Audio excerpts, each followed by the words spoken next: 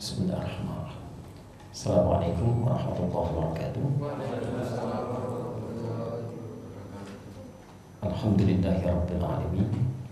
Wassalatu wassalamu ala rasulillahil karim wa ala alihi wa sahbihi ajma'in. Amma ba'd. Fa ya ibadallah, usi nafsi wa iyyakum bi taqwallahi faqad faza al-muttaqun. Fala tamutunna illa wa antum muslimun. Faqala ta'ala ya ayyuhalladzina amanu taqullaha haqqa tuqatih.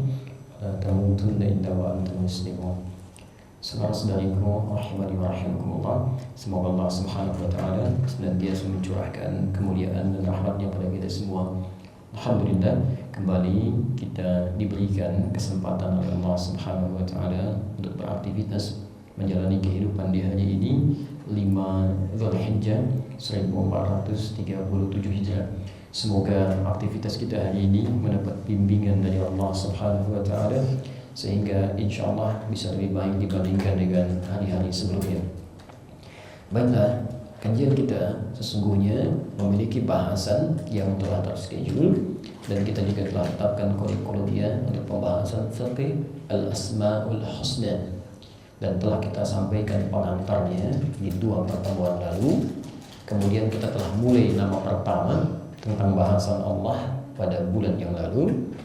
Namun hari ini karena masuk dalam momentum yang khusus dan juga terkait dengan satu ibadah yang hanya berlangsung setahun sekali berdasar petunjuk Al-Quran dan Sunnah Rasulullah SAW, yaitu tentang amalan-amalan di bulan Dzulhijjah khususnya Quran, ya.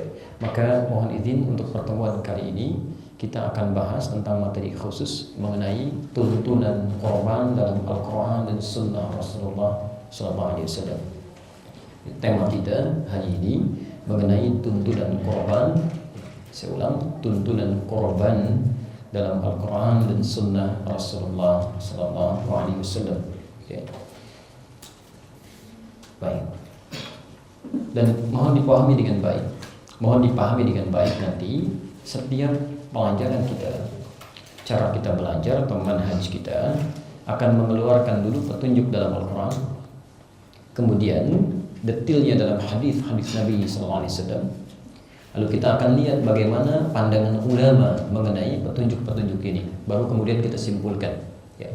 Jadi dengan itu insya Allah bahasan kita memiliki landasan yang kuat dari sisi dalil, keterangan yang lengkap dari pandangan para ulama, yang dengan itu bila kita disampaikan argumentasi kuat dan bila dipersoalkan kita juga bisa menjawab berdasar keterangan dalil-dalil yang valid. Ya.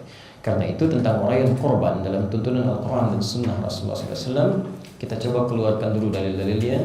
Pertama dari Al-Quran, kemudian nanti beberapa dari hadis Nabi SAW.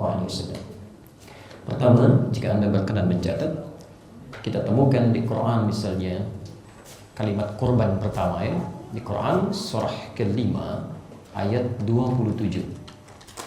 Saya mohon izin untuk tuliskan dulu. Nanti kita coba dari tulisan ini kita detailkan uraiannya. Ya. Sebentar. Quran surah ke-5 Al-Maidah ayat 27. Kita ambil Qurannya dulu. Quran surah ke-5 ayat 27. Ini kata korban pertama yang kita temukan dalam Al-Quran, ya, persis langsung dengan lafadznya, dengan kalimatnya. Kemudian turunannya kita bisa lihat, misal Quran, aplikasi dari sini, surah ke-21 ayat 83. Kita ambil contoh sampai ayat 90. Bisa kita ambil contoh lagi Quran spesifik, surah ke-3 Ali Imran ayat 38 sampai 39, posisi paling kanan sebelah atas. Terkait dengan penyembelihan, Quran surah ke-37 As-Saffat ayat 102 sampai dengan 109. Nanti penyembelihannya berlangsung di ayat, pergantiannya langsung di ayat 107. Saya kasih kurung, nanti saya terangkan. Nanti kita terangkan ya. Kemudian terkait dengan amalan kita saat ini, Quran surah ke-22 ayat 37. Jadi saya urutkan syariat korban dari zaman Nabi Adam ke zaman Nabi Ibrahim sampai ketemu di zaman Nabi Muhammad sampai kita kerjakan sekarang, ya. Umumnya kan orang memahami korban dari zaman Nabi Ibrahim kan, tapi ternyata Quran memberikan penjelasan lain. Nanti kita lihat, ya. Hadisnya kita turunkan misal. Dari sini kita ambil sunnahnya dulu, ya. Hadis Nabi SAW. Satu, kita ambil hadis riwayat Muslim. Nomor hadis 1977. Ini tuntunan sunnah yang pertama. Kemudian antum siapkan hewannya, bisa juga ditemukan di hadis Muslim, hadis yang sama. Nomor hadis 1318 misalnya. Ya. Kemudian bagaimana cara menyembelihnya, ya. Di Abu Daud ingat ada sunnahnya, ya. Hati-hati, nomor hadis 2797. Redaksi yang sama dengan ini ditemukan di Ibnu Majah. Nomor hadis 3221. Demikian barangkali kita bisa maksimalkan bahasan kita insyaallah. Ini poin bahasan kita hari ini, ya. Baik, karena waktu kita terbatas, kisaran kita akan berhenti di jam 2:30. Ada sekitar 1,5 jam dari bahasan kita saat ini. Karena itu kita akan langsung fokus pada bahasan utama, pembahasan tentang tuntunan korban dalam Al-Quran dan Sunnah Rasulullah SAW. Baik, Bapak Ibu sekalian, dalam pembahasan apapun dalam khazanah, ya, terutama fikih atau keilmuan Islam, itu selalu memulai bahasan dengan mendefinisikan dulu aspek bahasan. Tidak langsung pada isinya. Para ulama selalu memulai bahasan dengan mendefinisikan, menerangkan apa yang dimaksud, ya, atau apa yang objek yang akan diterangkan itu. Jadi kalau misal kita belajar tentang sholat, maka para ulama akan menerangkan dulu apa itu sholat secara bahasa, kan? Apa itu secara istilah. Kalau sudah diketahui apa yang dimaksud dengan sholat, baru diterangkan bagaimana prakteknya, ya, rukunnya bagaimana, caranya seperti apa dan sebagainya. Jelas di sini? Pelan-pelan. Karena itu bahasan yang menerangkan tentang definisi sesuatu, ya, dalam bahasa Arab disebut dengan ta'rif. Ya, ta'rif. Baik. Baik, coba diselesaikan dulu, nanti baru kita lanjutkan bahasan. Jazakallah khair, silakan apa yang mau antum lakukan. Ada masalah, yang penting nanti ketika menulis ibu juga bisa lihat, ya.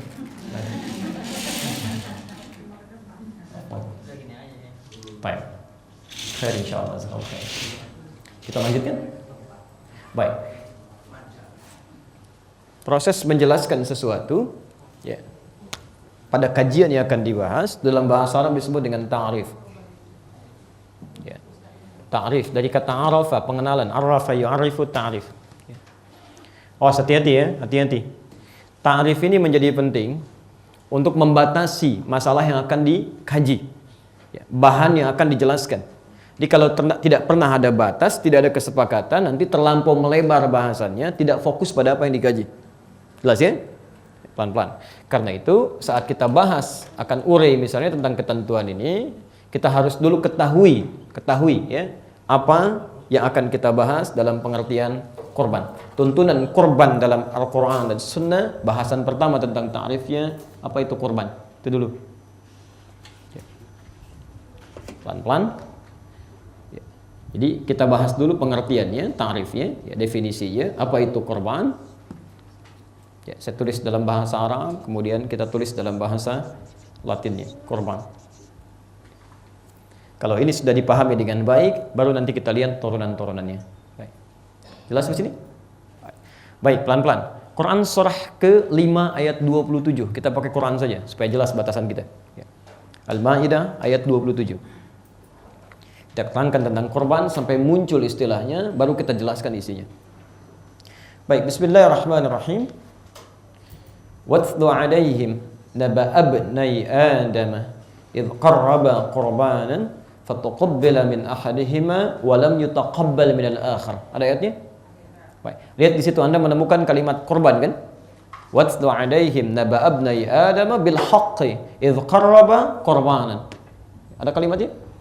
Baik, sekarang kita bahas dulu kisahnya sampai ketemu kata korban, sampai paham maknanya, lalu apa esensinya. Baik. Mohon izin karena ruang kita untuk menulis terbatas, saya hapus dulu sebagian ini ya. Baik. Nanti saya tambahkan kembali. Bismillahirrahmanirrahim. Watlu 'alaihim naba abnai Adam bil haqq. Ya, Quran surah 5 ayat 27. Muhammad, kisahkan pada mereka, sampaikan pada mereka tentang kisah dua anak Adam, tapi ceritakan dengan benar, jangan ngarang gitu kan. Awas hati-hati nih, karena nanti ada kisah-kisah terkait dengan orang-orang dulu, itu seringkali untuk memunculkan rasa tertarik pada kisah itu, orang menghadirkan sesuatu yang tidak nyata gitu. Nama-nama yang tidak nyata, hal-hal yang tidak tepat. Baik, saya kasih contoh begini. Yang dulu pernah menggoda Nabi Yusuf, siapa namanya? Tuh, tadi tahu dari mana Zulaikha? Gak ada Zulaikha gitu kan. Silakan cek, jangankan di hadis sahih, hadis palsu aja gak ada nama Zulaikha. Karena Qurannya nggak pernah menyebutkan. Wa mra'atul aziz, ya, pembesar al-aziz, istri pembesar. Dan ada rumus dalam kaidah tafsir, jika satu peristiwa pernah terjadi dulu, tidak disebutkan siapa orangnya, itu tandanya peristiwa itu akan terjadi lagi di masa depan dengan tokoh dan suasana yang berbeda. Ya. Jadi kalau ada seorang perempuan pernah menggoda seorang laki-laki dalam keadaan misal terbiasa berdua atau dalam tanda yang lain, kata yang lain, kejadian selingkuh, itu bukan hanya dulu, nanti pun akan terjadi lagi. Makanya kalau bapak ibu terlibat dalam suasana seperti itu, dikasih jalan oleh Quran, jangan sempat terjadi begini nih. Ini caranya. Ya. Oh, hati-hati, antum para ayah misalnya kerja ya di kantor, jadi pimpinan, punya sekretaris di ruangan. Sekretarisnya biasanya laki-laki perempuan. Cek, antum di ruangan berdua, ada perempuan bukan mahram di situ. Ya, tiap hari bolak-balik ke situ. Belum tentu lihat istrinya lebih banyak dibandingkan dari sekretarisnya. Antum pulang ke rumah lihat istri sebentar gitu kan, istirahat, tidur, berangkat lagi. Lihat sekretaris tiap hari di situ. Duduknya di situ, macam-macam di situ. Nah, itu kan bisa ada peluang sesuatu yang tidak tepat. Maka diturunkanlah ayat itu sebagai kisah memberikan pesan jangan terjadi yang seperti ini nih. Jelas ya? Tapi Masya Allah, Allah tutup namanya untuk memberikan kesan adab dalam Islam. Kalau ada sesuatu yang keliru jangan digunjingkan namanya. Tapi perbaiki perbuatannya, ya. Bukan untuk menggunjingkan namanya. Ya. Termasuk ketika terjadi kisah dua anak Adam ini, Quran tidak menyebutkan namanya. Ya, hanya mengisyaratkan ada dua anak Adam yang diminta oleh Al-Quran pada Rasulullah SAW untuk dikisahkan dengan benar. Ya. Berarti kalau ada kalimat kisahkan dengan benar, ada kisah yang tidak benar yang sebelumnya disampaikan. Ya. Misal untuk bandingannya, kalau punya koleksi Bible, ya, yang sekarang marak di Perjanjian Lama, ya, bagian pertama, Kitab Kejadian pasal yang keempat. Itu ada kisah juga tentang ini. Ya. Anaknya disebutkan ada Kain, ya. Ada lagi yang kedua Habil, ya, salah satunya. Nah, di Quran tapi tidak menyebutkan itu. Ya, tidak menyebutkan itu. Baik, saya percepat saja ya. Saya agak cepat. Bismillah. Dua anak Adam ini, kita agak cepat sedikit, ya. Saya persingkat, ketika Adam alaihissalam dengan istrinya diturunkan oleh Allah Subhanahu wa taala ke muka bumi. Pertama kan tinggal di surga ya. Ya, tinggal di surga karena kesalahan tertentu. Quran surah kedua Al-Baqarah ayat 35. Itu ayat yang menjadikan Adam diperintahkan masuk surga dengan istrinya. Wa qulna ya Adam uskun anta wa zawjukal jannah. Itu kan wala taqraba hadhihi syajarata fatakuna minadh dhalimin. Singkatnya, Adam dan Hawa atau istrinya, terjebak oleh godaan setan di ayat 36-nya, Quran surah kedua ayat 36. Kan? Posisi paling kiri di pertengahan, fa'azallahuma syaitanu anha, maka dipelesetkan oleh setan. Kalau kepeleset itu jatuhnya ke atas ke bawah? Ke bawah ya, nggak ada orang jatuh ke atas kan? Kepeleset dia jatuh kan? Baik, Adam tinggal di mana? Tinggal di mana sebelumnya? Ayat 35? Di surga. Surga itu di langit atau di bumi? Langit itu atas atau bawah? Atas. Kalau kepeleset dari atas turun ke bawah. Jelas ya? Ini disebut dengan bahasa kiasan Quran, bahasa majas dalam Quran. Seakan-akan dia terpeleset dari surga di langit turun ke bawah ke bumi. Karena itu ayat 36-nya, ya, lihat kalimatnya. Wa qulna ihbitu ba'dukum li ba'din adu wa lakum fil ardi mustaqarrun wa mata'un ila akhir. Maka diperintahkan ketika Adam dan istrinya melakukan pelanggaran karena bujuk rayu setan ini, tergelincir dia sampai harus turun. Kami perintahkan Adam, istrimu, dan plus penggodanya turun ke bumi. Tinggal sementara di bumi. Maka saya persingkat, Adam turun, kemudian istrinya juga turun ke bumi. Turunnya tidak bersamaan, maksudnya bukan di tempat yang sama, tapi terpisah. Ya. Setelah sekian lama, keduanya kemudian bertemu. Ya. Saya agak cepat kisahnya. Setelah bertemu inilah kemudian keduanya berkumpul kembali, berhubungan kembali, sampai dikisahkan hubungannya di Quran surah ke-7 Al-A'raf ayat 189. Posisi paling kiri sebelah atas. Saya langsung ke pertengahan ayatnya. Falamma taghasyaha wa hamalat hamlan khafifa. Gitu kan? Maka tatkala Adam dengan Hawa sudah berjumpa kembali, keduanya berkumpul, melakukan hubungan suami istri sampai Hawa kemudian mengandung. Istrinya mengandung. Ya. Ada ayatnya? Kandungan lemah sampai kandungan berat menjelang persalinan. Ya. Izin, fokus. Sampai ada kalimat di Quran di ujung ayatnya, da'awallaha rabbahuma la in ataitana salihah lanakunanna minasyakirin. Saat kandungan sudah semakin berat, ya, menjelang kelahirannya ada doa yang disunnahkan oleh Quran langsung. Ini bisa Anda bacakan.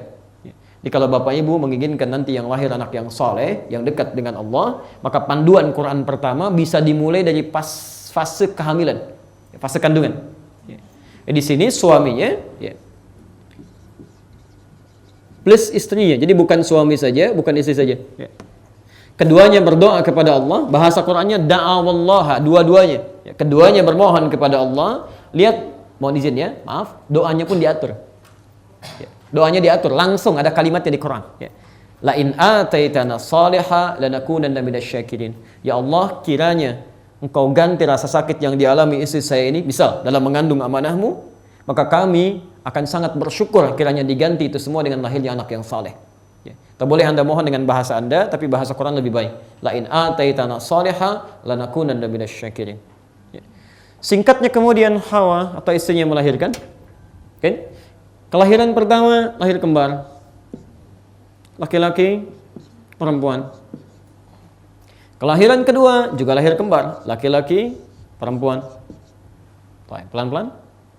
Karena Adam manusia pertama, istrinya juga manusia pertama yang diturunkan ke bumi, kan?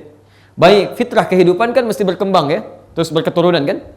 Ya, kalau tidak ada, percampuran atau hubungan antara laki-laki dengan perempuan, ikatan misalnya yang dibenarkan oleh agama, sekarang pernikahan disebutnya, maka bagaimana bisa ada keturunan? Ya. Seperti kita sekarang misalnya, antum anak siapa? Turunan siapa? Adam, tahu dari mana gitu kan? Kan harus ada urutannya kan sampai ke atas kan? Baik. Nah, dari mana kita berasal sampai menemukan keturunan dari Adam dengan istrinya ini? Maka diturunkanlah perintah dari Allah Subhanahu wa taala supaya setiap yang dilahirkan oleh istrinya Adam ini ditukar silang untuk melakukan pernikahan. Maka kelahiran pertama yang laki-laki ini menikah dengan perempuan yang ini. Laki-laki yang di sini menikah dengan perempuan yang ini. Jelas di sini? Baik, supaya dengan ini nanti terjadi hubungan yang melahirkan keturunan-keturunan pada masa yang akan datang. Nanti keturunannya seperti kita disebut Bani Adam, anak cucunya Adam. Disebutkan 7 kali dalam Al-Quran seperti yang pernah kita bahas dulu. Jadi kalau ada kalimat Bani Adam, Quran surah 7 ayat 31, ya Bani Adam khudhu zinatakum 'inda kulli masjid. Anak keturunannya Adam sampai kiamat nanti disebut Bani Adam, asalnya dari pernikahan ini. Jelas sampai sini? Baik, pelan-pelan. Yang terjadi kemudian ya, ada kisah ketika Allah firmankan dan sampaikan kepada Adam, diwahyukan supaya terjadi pernikahan seperti ini, ya, maka setan tidak cukup dengan menggoda orang tuanya saat di surga, tapi juga menggoda anak cucu keturunannya seperti dia janjikan dan telah kita bahas dulu. Ya. Maka datanglah kemudian kepada anak laki-laki kelahiran pertama. Ya. Qadar Allah yang perempuan lahir yang pertama ini ternyata secara paras, ya, fisiknya itu lebih cantik dibandingkan dengan yang kedua ini. Jadi yang pertama, di yang kelahiran kedua, yang perempuan yang ini, ya, secara fisiknya ya, terlihat lebih cantik dibandingkan dengan yang ini. Maka masuklah setan masuk ke sini menggoda, seharusnya ini hak kamu. Kamu lahir dengan dia, masa dipasangkan dengan yang lain? Ya. Hati-hati ya, hati-hati. Jika teman-teman mengalami situasi ini nanti dalam bahasan tazkiyatun nafas, setiap ada kelebihan melekat pada seseorang, itu setan tidak akan mendiamkan. Yang dititipkan kelebihan akan digoda dengan sifat ria. Ria, ya. Atau misalnya kedudukan bertambah nih, sedang promosi jabatan, itu nggak akan dibiarkan. Begitu bertambah kedudukan, sifat ria akan dilekatkan. Masuk gitu. Makanya lain kan, dari RT jadi RW, cala jalan sudah lain kan. Ya, akan lain, apalagi jadi camat, tangan sudah masuk ke kantong misalnya kan. Udah lain, bupati, sampai presiden akan lain caranya. Ya. Ini masuk, kalau tidak hati-hati, maka ini besar kemungkinan akan terjebak di situ. Ya, kalau sudah naik ria jadi sombong, dia sudah macam-macam lagi. Tapi bersamaan dengan itu, yang belum dapat jangan dikira diam, tidak. Dia akan masuk dengan penyakit lain, namanya hasad. Iri hati. Ya. Antum sudah duluan masuk perusahaan, senior antum, adik antum angkatan 2 di bawahnya, tiba-tiba naik duluan promosi tingkat tinggi. Jangan dikira Anda akan dibiarkan, dia akan masuk dengan hasad. Harusnya kamu yang dapat itu tuh, itu salah kebijakannya. Baik ya. Nah ini, ketika yang satu punya kelebihan, yang lain tidak, setan masuk kepada yang ini. Diberikan sifat iri hati, hasad. Seharusnya itu hak kamu, bukan hak dia. Ya, maka dengan itulah kemudian ini, ya, kelahiran pertama kakaknya dari sini mengajukan keberatan kepada ayahandanya, memohon kepada Allah untuk diberikan petunjuk. Seharusnya kita menikah dengan fase kelahiran yang sama, tidak ditukar seperti apa yang telah ditunjukkan itu. Baik, maka ayahnya singkatnya memohon petunjuk kepada Allah Subhanahu wa taala untuk menyelesaikan persoalan ini. Ini adab. Agak pelan-pelan ya. Ini adab dari Quran. Jika Bapak Ibu menemukan persoalan dalam kehidupan, sekalipun terjadi di rumah tangga, tidak harus di luar rumah, maka sebelum diselesaikan minta petunjuk dulu pada Allah. Biasakan berdoa gitu. Jangan seketika langsung selesai. Enggak. Biasakan berdoa. Minta, ya Allah, mohon berikan petunjuk. Ya Allah, mohon mudahkan. Ada anak sulit diatur, jangan dulu nasihatin. Makanya kaidah mengajak seseorang itu dengan hikmah dulu sebelum memberikan nasihat. Quran surah 16 ayat 125. Ya. Ud'u ila sabili rabbika bil hikmah baru wal mau'izatil hasanah. Ya. Jadi kalau Anda melihat pasangan hidup kurang baik, anak susah diatur, ayo bangun minta sama Allah. Ya. Begitu selesai sholat Anda mohon, ya Allah, lembutkan hati anak saya, berikan petunjuk kepadanya. Kalau Allah sudah mudahkan keadaan hatinya sudah lembut, gampang dikasih tahunya. Ya. Karena itulah setiap hari kan kita minta petunjuk kan dalam sholat. Setelah Malik Yaumiddin apa? Iyyaka na'budu wa iyyaka nasta'in. Setelah itu ihdinas siratal mustaqim. Bukankah minta petunjuk di situ? Ya, baik. Jadi ini bagian yang pertama ya. Jadi ini ajaran di Quran, jika menemui kesulitan dalam kehidupan, biasakan minta petunjuk dulu kepada Allah supaya diberikan kemudahan-kemudahan. Maka turunlah kemudian perintah. Apa perintahnya? Langsung disebutkan di Quran. Idz qarraba qurbanan. Maka diperintahkan keduanya, sudah lakukan saja kurban. Qarraba qurbanan. Quran surah 5 ayat 27. Maka keduanya diminta untuk melakukan kurban. Lihat rumusnya. Ada kesulitan kan? Baik, di sini ada kesulitan, belum bisa terpecahkan, menghadap kepada Allah, kemudian petunjuk dari Allah, lakukan kurban. Dari sini bisa diambil kesimpulan yang sama. Kalau Anda punya kesulitan dalam kehidupan, sulit diselesaikan, membuat kita rumit dalam kehidupan, maka dekati Allah, lakukan petunjuk seperti yang Allah berikan kepada dua anak Adam ini, lakukan kurban. Lakukan kurban. Jadi kurban itu langsung petunjuk dari Allah yang diantara manfaatnya membuat persoalan kita yang rumit menjadi lebih mudah dan melahirkan solusi. Ya. Hanya sekarang pertanyaannya, apa itu kurban? Ya. Sekarang dua anak ini diminta berkurban. Apa itu kurban? Nah, ini yang mau kita tafsirkan dengan ta'rif tadi di awal pertemuan.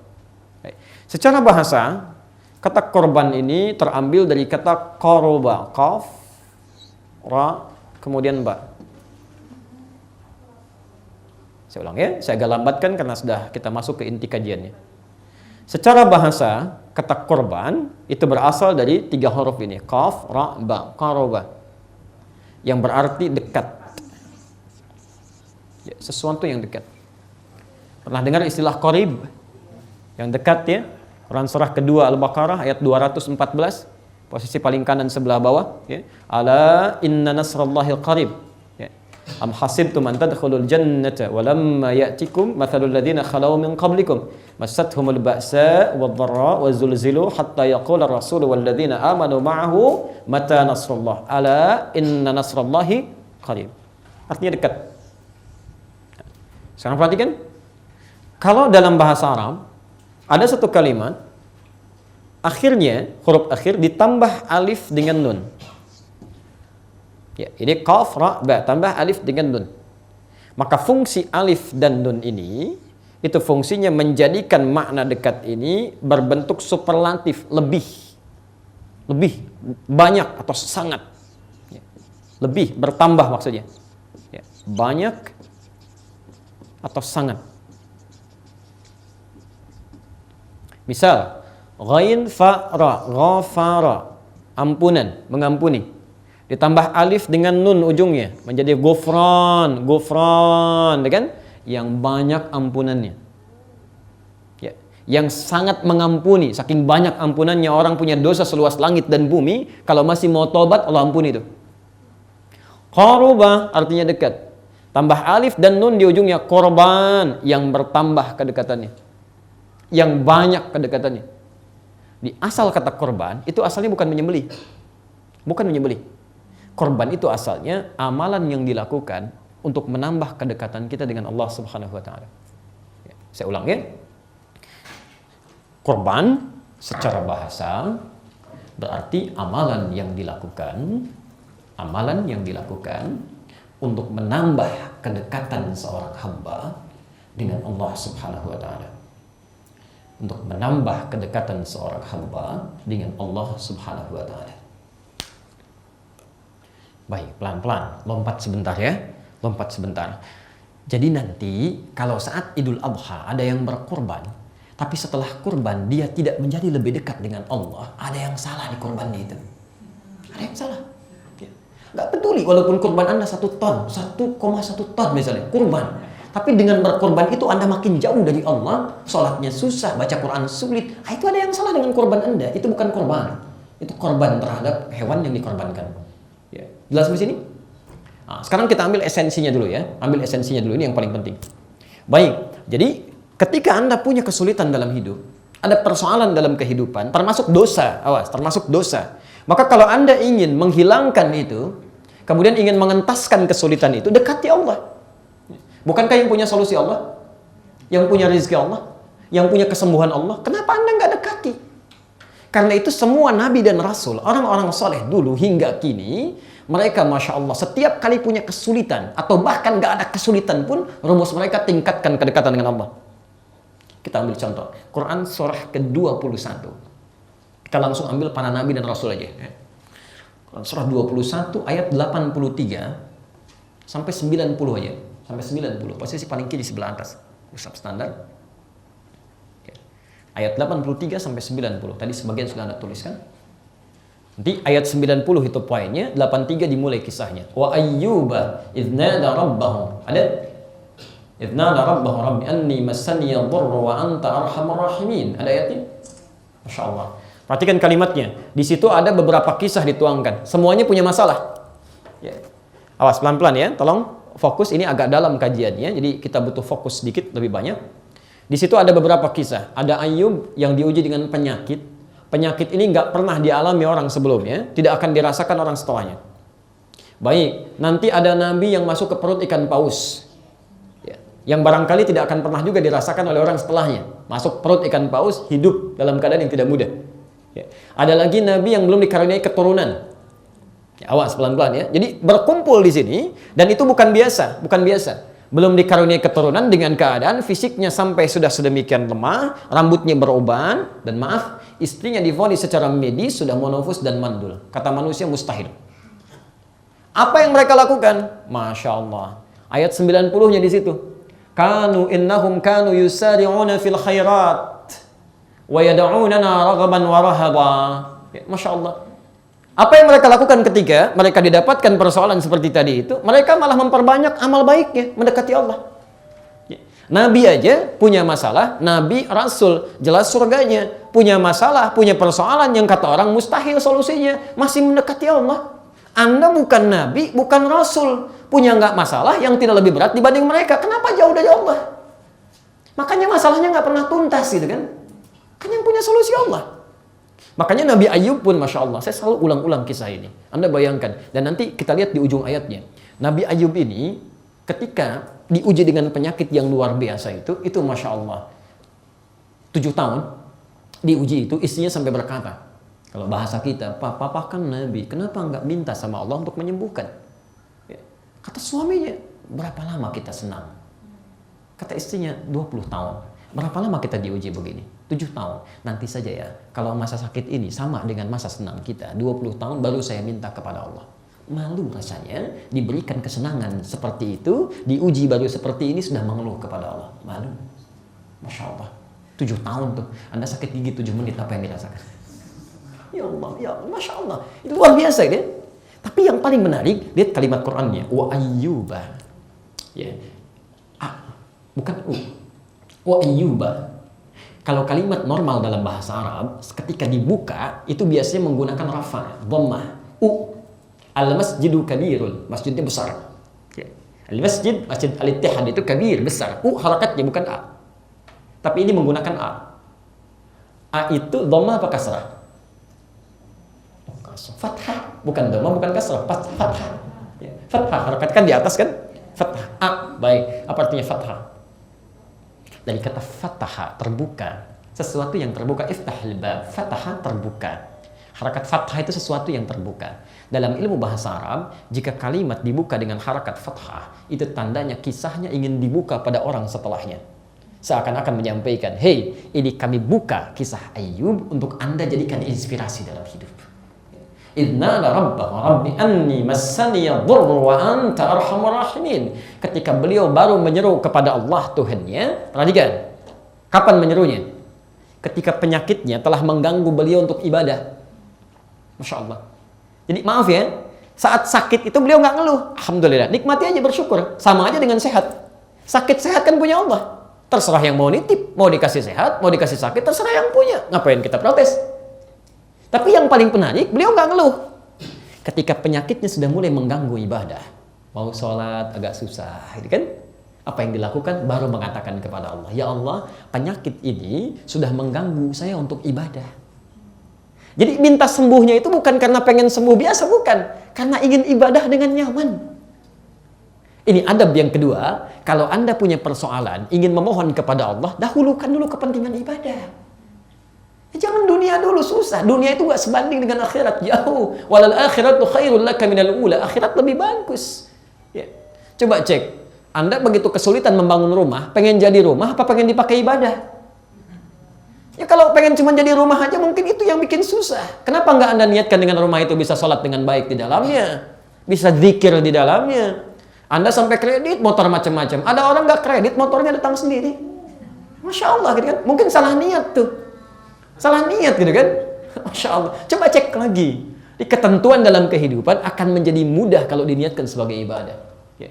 Makanya jawabannya gampang, sederhana. Setelah mengatakan wa anta arhamur rahimin, ya Allah, sedangkan Engkau yang paling sayang kepada saya. Kalau yang paling sayang saja tidak menyembuhkan, lantas kepada siapa lagi saya mesti minta? Kalau Anda berdoa, cari kalimat-kalimat yang menyentuh ya. Semua nabi itu begitu. Ya. Cari kalimat yang menyentuh. Duhai Allah, saya telah mengemban amanah untuk mengandung anak ini ya Allah. Dengan segala kemampuan saya bersabar, saya tahan rasa sakit ini. Mohon ya Allah, setiap rasa sakit yang saya rasakan saat ini ya Allah, dengan izin mohon ganti dengan lahirnya anak yang saleh. Cari kalimat yang menyentuh. Ya. Maka itu akan lebih cepat. Maka bahasanya fastajabna, kami langsung kabulkan, disembuhkan itu. Ya. Tapi ujung ayatnya, lihat ujung ayatnya. Ketika Allah menyembuhkan beliau itu di ayat ke-84-nya, ujung ayatnya mengatakan wa dzikra lil abidin. Ini mesti menjadi inspirasi, pengingat jadi hamba bagi hamba-hamba setelah itu, setelah Ayyub, jika memiliki kesamaan persoalan yang sama. Jadi yang menarik begini, ketika Allah menyembuhkan Ayyub, kesembuhannya ini dijadikan sebagai inspirasi bersifat umum. Seakan-akan ada bahasa Quran begini, hey, kalau Anda memiliki persoalan seperti Ayyub pun, lakukan seperti yang dilakukan oleh Ayyub, kami akan kabulkan. Tapi syaratnya Anda jadi hamba, abid, hamba yang benar, dekati Allah dengan ibadah. Masya Allah, kan ini Ayyub punya penyakit tidak pernah dirasakan orang sebelumnya, tidak akan dirasakan orang setelahnya. Jadi kalau ada orang seperti Ayyub saja kata Allah akan disembuhkan, apalagi yang nggak seperti Ayyub. Coba cek ayat 87-nya. Wa dhannuni idh dhahaba mughadiba, ya, wa dhanna an lan naqdira alayhi fanada fi dhulumati. Ada ayatnya? Alla ilaha illa anta inni kuntu minadh dhalimin. Baik, lihat kalimatnya. Dan dhannun Nabi Yunus masuk ke perut ikan paus. Masya Allah. Baik. Masuk ke perut ikan paus itu kira-kira gelap atau terang? Pernah masuk ke dalamnya? Bayangan kita sesak ya. Sesak, gelap, luar biasa, sulit. Itu sulit. Yang saya ingin sampaikan begini. Beliau melakukan amalan, mendekatkan diri kepada Allah. Kurban, dia dekati Allah. Dia dekati Allah. Beliau beramal, tingkatkan macam-macam. Masya Allah, apa yang terjadi? Ayat 88-nya, fastajabna. Langsung dijawab. Yang menarik, najjainahu minal ghammi. Perhatikan kalimatnya. Kami bebaskan dia, selamatkan dia dari ghammi. Saya mau tanya, tadi masuknya ke mana masuknya? Perut ikan paus. Tapi ketika dikeluarkan dari situ, bahasa Qur'annya bukan mengeluarkan dari perut ikan paus. Bahasanya mengeluarkan dari awan gelap yang meliputi. Gham itu awan gelap yang meliputi.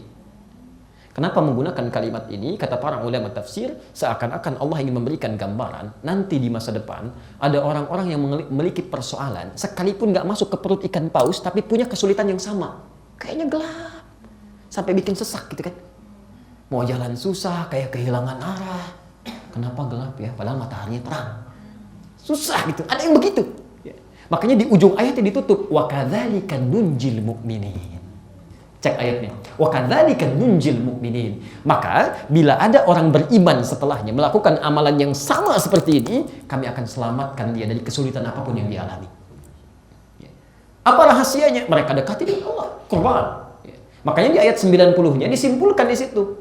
Innahum kanu yusari'una fil khairat, ujung ayatnya. Mereka itu cepat. Jadi kalau ada hal-hal yang kira-kira persoalan yang tidak mudah diselesaikan, cepat lakukan amal saleh. Wa yad'unana raghaban wa rahaba, diisi dengan doa. Kita beramal saleh, berdoa. Makanya kalau sudah selesai salat tahajud malam, sudah zikir, berdoa. Setelah baca Quran, berdoa. Jangan didiamkan. Berdoa itu sayang, itu di antara doa yang cepat dikabulkan. Nanti dalam bahasan fikih al-asmaul husna setelahnya, nanti kita bahas itu. Di antara yang cepat mengabulkan doa adalah saat kita lelah menunaikan ibadah. Itu cepat sekali. Apalagi kalau antum bisa puasa. Puasa itu di antara 3 hal yang cepat mengabulkan doa. Thalathatun la taraddu da'watuhum. 3 golongan yang sulit ditolak doanya. Bahasanya sulit ditolak doanya. 1, al-imamul adil. Pemimpin yang adil. Masya Allah. Kalau dengan konteks lebih luas, pemimpin negara, pemimpin kota, kan? Antum doakan supaya jadi adil, jangan dicela. Doakan. Kalau dicela ngasih solusi. Nah, yang lebih kecil lagi, antum yang laki-laki ini kan pemimpin kan? Pemimpin. Quran surah keempat ayat 34, posisi paling kiri sebelah atas. Ar-rijalu qawwamuna 'alan nisa. Pemimpin. Ya. Maka kalau antum adil, Masya Allah, itu doanya cepat dikabulkan. Ya, jangan dikaitkan dengan yang lain dulu ya. Baik, maksud saya nih gini, adil itu kan menempatkan sesuatu sesuai dengan tempatnya. Antum kalau ke kantor jadi apa? Di karyawan. Kalau ke rumah jadi apa? Bukan, jadi ayah, jadi suami. Nggak pakai oh. Kadang-kadang suka lupa gitu kan. Suka lupa tuh. Pulang dari kantor masuk rumah, masih jadi orang kantor aja. Kapan jadi ayahnya? Anda meninggalkan rumah, anak udah nungguin gitu kan. Itu mengharapkan ayahnya datang, udah nunggu-nunggu. Masya Allah, 8 jam, 9 jam, 10 jam. Begitu datang, masuk ke pintu rumah, seharusnya status antum sebagai pegawai itu berhenti depan pintu rumah. Selesai. Begitu dibuka, antum jadi ayah. Demi Allah saya katakan, Anda seorang direktur perusahaan, begitu membuka pintu rumah, ayah anak Anda yang kecil gak akan panggil, Pak Direktur, gak ada. Pasti Abi, Buya, Ayah, itu yang dinantikan. Tiba-tiba datang dengan tasnya, masih sebagai pegawainya, Masya Allah. Gak ada senyumnya, gak ada macam-macamnya. Udah nanti aja ke mama sana, ke mama sana. Anak udah nunggu-nunggu. Coba deh cek ya, kalau Anda bisa tempatkan itu, Masya Allah. Yang kedua, as-sa'ima hatta yuftira. As-sa'ima hatta yuftira. Orang puasa sampai dia buka. Sampai dia buka. Itu Masya Allah ya. Dan yang terakhir, da'watul mazlum, doa orang yang terzalimi. Jadi kalau antum misalnya ada perasaan tidak enak, arahkan pada doa yang baik. Itu cepat sekali ya. Nah, jadi saya kembalikan bahwa kurban secara bahasa itu dimaksudkan ya dengan kalimat dekat atau lebih dekat dalam arti pendekatan lebih kepada Allah Subhanahu wa taala. Maka kita teruskan, kita belum selesai bahasannya. Maka keduanya pun mulai berkorban. Saya ingin terangkan dulu, anak pertama tadi itu dikisahkan dalam riwayat profesinya sebagai seorang petani. Ya, sayuran dia kan. Baik. Yang kedua, dia berprofesi sebagai peternak. Ya. Ya, ternakan hewan di sini, yang ini terkait dengan sayuran. Baik. Maka ketika diperintahkan, idz qarraba qurbanan, dalam Maidah Quran surah 5 ayat 27, keduanya diminta mendekati Allah dengan melakukan amal saleh berdasar profesinya ini. Ya, berdasar profesinya, ya. Baik. Mari kita lihat Apa yang mereka lakukan? Karena kalau cuma sholat, ini sholat, itu sholat, sama-sama. Ini doa, itu doa. Harus ada yang lebih.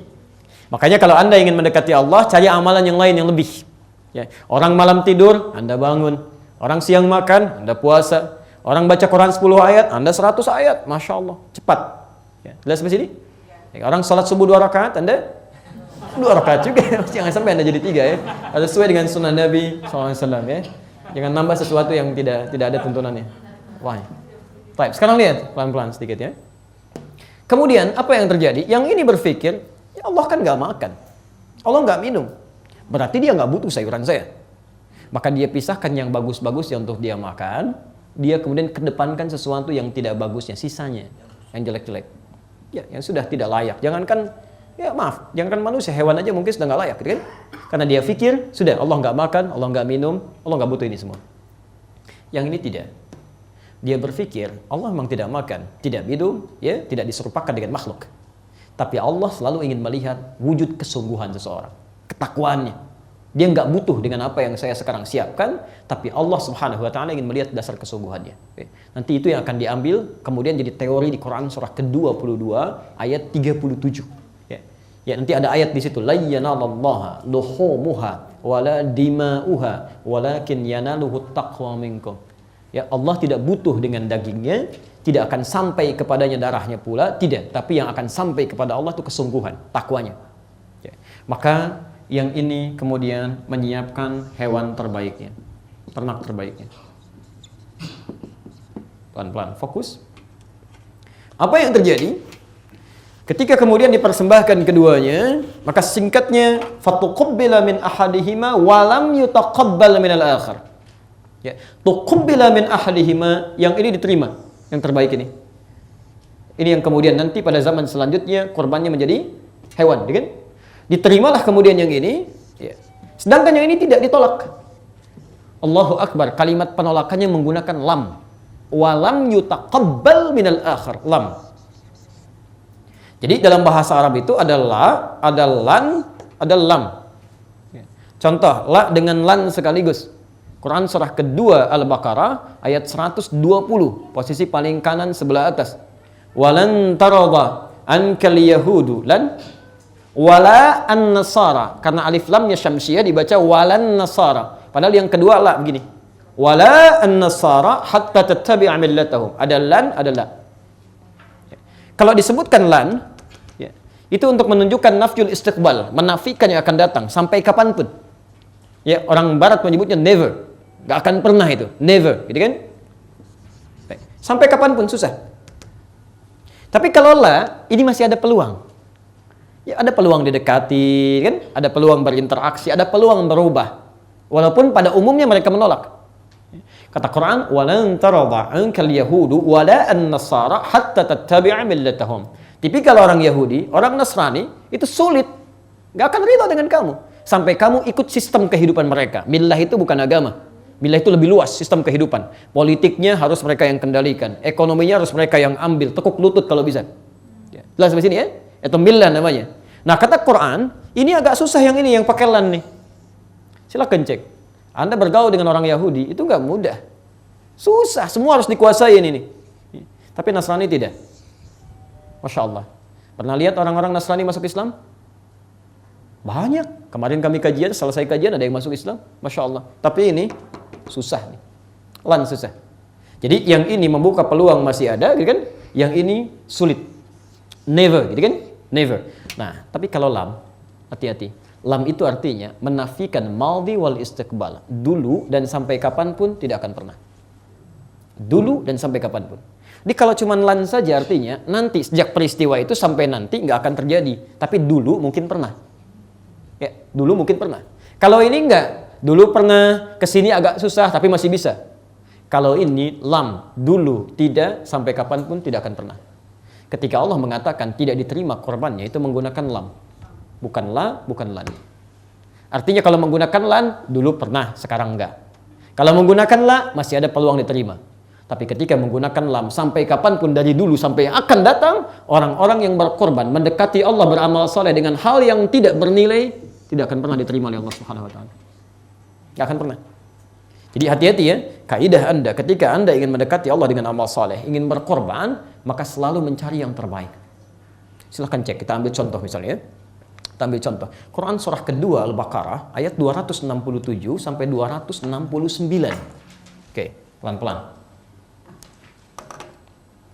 Paling kanan sebelah bawah. Temukan ayat wala tayammamul khabitha minhu tunfiqun walastum biakhidhihi illa an tughmidu fi. Baik. Baik, teman-teman sekalian, antum suka infak?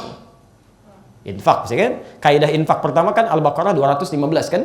Baik, posisi paling kanan sebelah bawah. Yas'alunaka madza yunfiqun. Mereka bertanya kepadamu Muhammad, apa yang diinfakkan? Awas hati-hati ya, teman-teman nih, kalau mau infak misalnya. Apa yang diinfakkan? Qul. Lihat kalimatnya. Ma anfaqtum min khair, katakan Muhammad, Quran surah kedua ayat 215, kalau mau infak mesti yang bagus-bagus, yang terbaik. Lihat ya, lihat kaidah kurban, semua amal dirinci mesti yang terbaik. Anda punya uang 100 ribu, 50 ribuan dua, mau infak misalnya kan?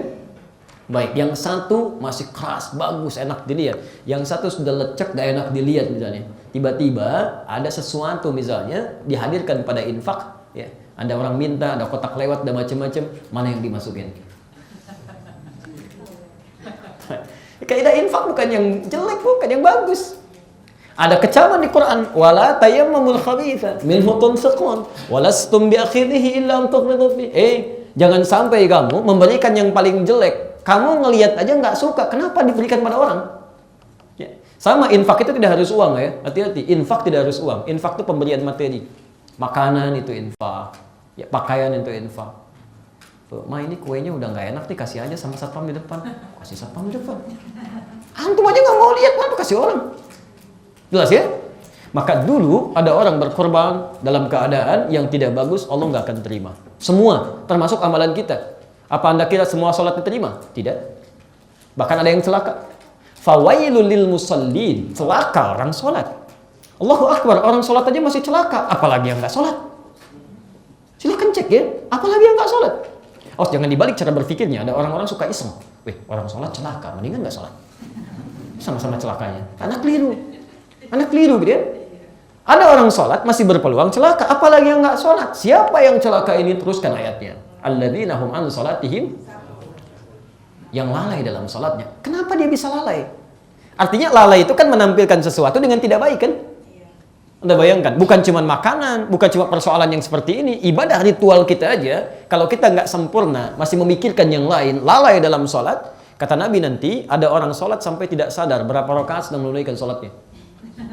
Yang ini tidak, ini riya. Alladzina hum yura'un. Yura'un, riya dia. Jelas sampai sini? Jadi dari kaidah yang pertama ini nanti baru turun urutan-urutan fikih. Ya. Kalau diturunkan nanti misalnya ke hewan ternak, nanti ada ketentuan-ketentuan. Tidak boleh berkorban dengan hewan yang terlampau kurus, tidak boleh yang ada cacatnya, tidak boleh yang salah satu buta awar matanya. Itu ketentuan asalnya dari sini. Makanya saya buka dengan kaidah Quran dulu supaya tahu kisahnya, bagaimana cara memaksimalkannya. Jelas ya? Baik, jadi ketemu di sini asalnya, kemudian apa yang dimaksud dengan korban, lalu kita temukan kenapa berwujud hewan, ya? Yang asalnya dari sini. Jadi syariat korban yang setahun sekali, tidak menggunakan yang lain kecuali hewan untuk memberikan kesan pada kisah yang dulu pernah terjadi. Hewan inilah yang kemudian disyariatkan di masa-masa yang akan datang sampai kemudian diingatkan kembali di masa Nabi Ibrahim alaihissalam. Quran surah ke-37 ayat 102 sampai dengan ayat 109-nya. Safat ayat 102 sampai 109. Falamma balagha ma'ahu as-sa'ya. Ada ayatnya? Maka tatkala Ismail telah sampai pada usia yang sudah cukup, cukup balik. Ada ayatnya? Baik, qala inni ara fil ya bunayya inni ara fil manami anni adhahuka fanzur madza tara. Maka ayahandanya mulai bertanya kepada anaknya, Masya Allah. Ini mohon izin ya, kita sedikit luaskan bahasannya. Ya, ayahnya mulai berkata, duhai anakku sayang, ada panggilan bunai. Bunai. Jadi ayah ada ibni, ada bunai, itu beda. Sama kayak abi dengan buya, itu lain. Ya, kayak ummi dengan umayyah atau amati, itu beda. Ya. Jadi kalau Anda menyebut misalnya ibni, anakku, itu panggilan biasa, normal. Tapi kalau sudah bunai, Itu panggilan sayang. Panggilan sayang. Ada adab dalam Al-Quran, kalau Anda ingin berinteraksi dengan anak, maka carilah panggilan-panggilan yang menyenangkan bagi dia untuk menerima. Ingin kasih nasihat, panggil panggilan yang menyenangkan dia. Soleh, pintar, baik, sayang, hadirkan itu. Tidak harus panggil Bunai, dia malah bingung. Bunai, saya bukan Bunai mah, saya Andi kan. Jadi repot di sini ya. Maksudnya cari panggilan yang kira-kira menyenangkan. Ini kalimat umum. Jelas ya? Sama misalnya dengan Abi, ya Abi. Abi itu panggilan hormat, ayah saya. Panggilan sayangnya Buya. Buya itu asalnya panggilan sayang. Buya, ya. Sama dengan orang ilmunya tinggi dipanggil Buya misalnya. Itu sayang dengan keadaan dia, dengan ilmunya dan sebagainya. Ya, panggilan sayang. Kalau panggilan hormat dan sayang itu berubah dari Abi, Buya menjadi Abati. Abati. Makanya ketika anak diperlakukan dengan panggilan sayang, dia pun akan hormat dan sayang. Lihat jawabannya. Nanti ya abatif alma tu'mar. Silakan lihat jawabannya di ayat selanjutnya. Ya abati, hei ayah, cepat kerjakan, jangan tunda. Gitu. Masya Allah. Kerjakan, jangan tunda. Perhatikan, ketika anak diberikan kasih sayang, maka anak pun menjadi hormat plus sayang pada orang tuanya. Ya. Tapi yang menarik, ini yang paling menarik. Ketika ayah punya persoalan pun, itu Masya Allah. Nabi Ibrahim itu kan Nabi, Rasul. Mimpinya itu wahyu. Mudah bagi beliau untuk langsung mengatakan pada anaknya, nak siap-siap. Kemana ya? Korban, ada perintah di wahyu. Ya kan? Mudah. Tapi apa yang dilakukan? Beliau minta pandangannya. Lihat kalimatnya. Di situ disebutkan anak ini sudah mulai dewasa. Ini petunjuk dari Quran. Bila nanti anak-anak sudah mulai mencapai masa kedewasaannya, maka cara bergaul dengan dia jadikan sebagai teman. Karena nalarnya sudah matang. Ya. Nanti satu waktu bisa kita bahas tentang fikih keluarga. Itu Masya Allah. Itu lain Pak. Misalnya dari anak mulai menjelang balik 2 tahun sampai menjelang balik itu lain. Dari mulai 0 sampai 2 tahun itu di Quran surah 2 ayat 233. Pendidikan dirinya 2 tahun itu cukup ASI aja maksimalkan.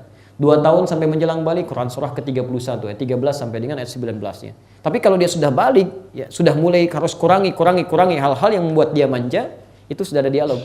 Karena nalarnya sudah berfungsi. Ya. Anaknya sudah SMA misalnya kan, nalarnya sudah kuat. Nah, ke masjid sholat, bapak aja belum ke masjid. Udah bisa membalikan.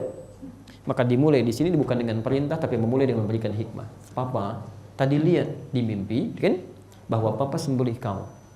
Ya. Apa pendapatmu? Fanzur madza tara.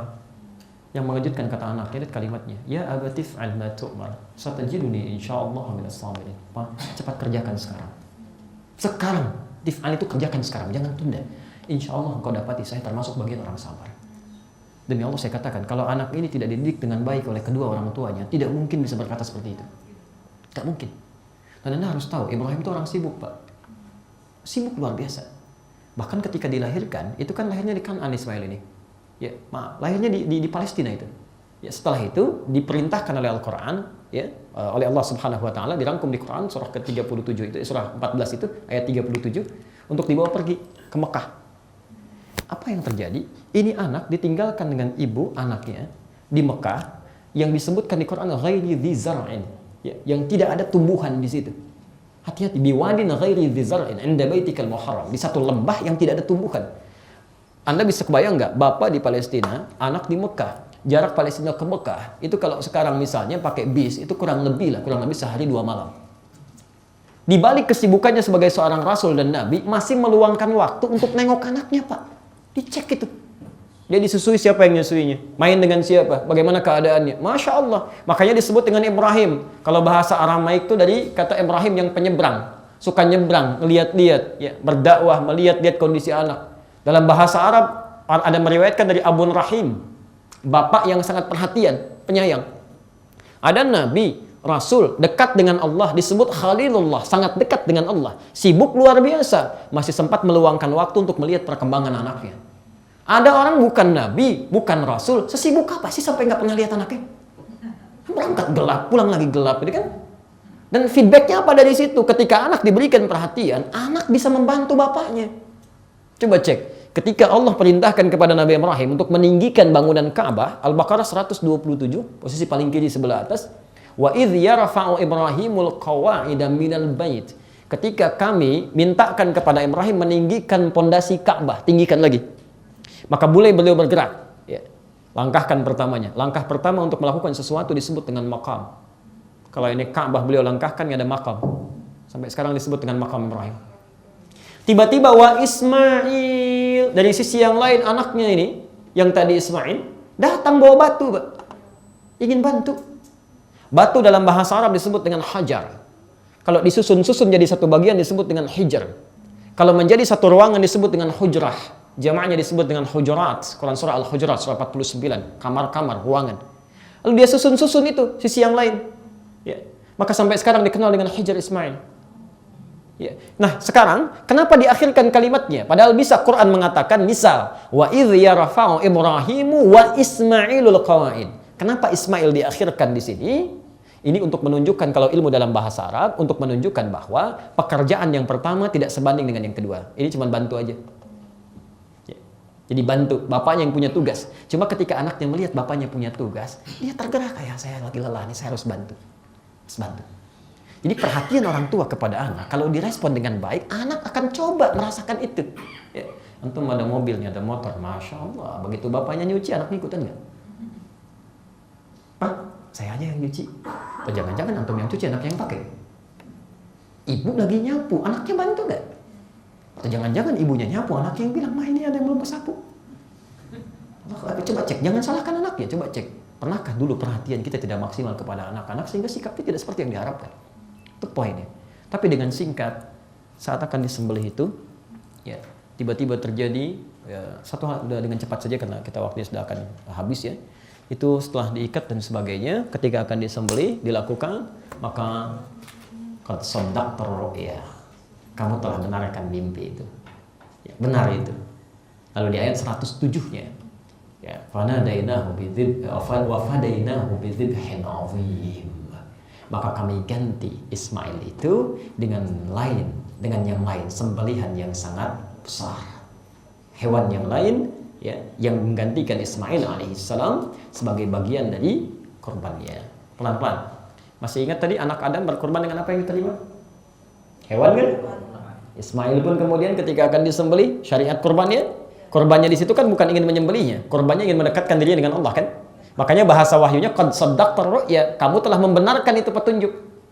Ya. Maksud membenarkan petunjuk itu kamu sudah semakin dekat nih. Ya, dekat dengan Allah. Di ketika diperintahkan, lakukan, perintahkan, lakukan. Di perintah Allah itu yang dimaksud ayat ini, kalau Bapak Ibu ingin dekat dengan Allah, kalau diperintahkan apapun, kalaupun belum paham maksudnya, kerjain aja. Jangan banyak tanya, kerjakan aja. Karena nggak mungkin Allah menginginkan yang buruk untuk kita. Makanya disebut iman. Iman itu yakin pada apa yang barangkali belum bisa dirasakan. Kalau sudah yakin pada apa yang terasa, itu ilmu namanya. Ini spidol, kelihatan. Yakin ini spidol. Ini spidol? Keterlaluan kalau ada orang bilang ini handphone. Ini spidol karena kelihatan, itu ilmu namanya. Tapi kalau Anda nggak melihat sesuatu, yakin juga, itu iman namanya. Jelas ya? Nah, ini kalau Anda ingin lebih dekat dengan Allah, maka lakukan segala petunjuk yang Allah titipkan sekalipun barangkali kita belum memahaminya. Maka ada kalimat qad shaddaqta ru'ya. Kamu telah membenarkan itu.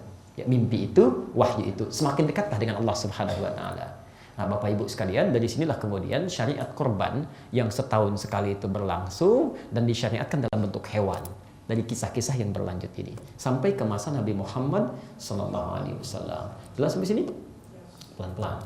Jadi kita ambil esensinya dulu bahwa yang dimaksud dengan korban itu, pelan-pelan, yang dimaksud dengan korban itu adalah ibadah yang ditujukan untuk mendekatkan diri seorang hamba dengan Allah Subhanahu wa taala. Satu.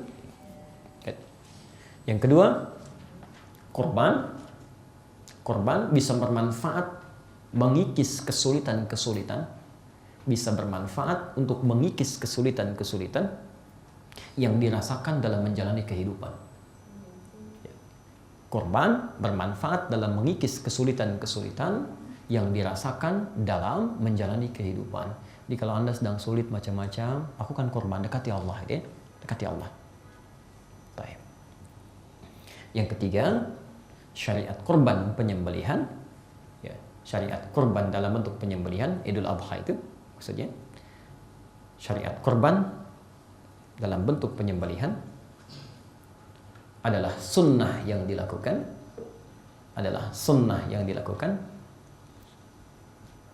untuk berittiba atau mengikuti,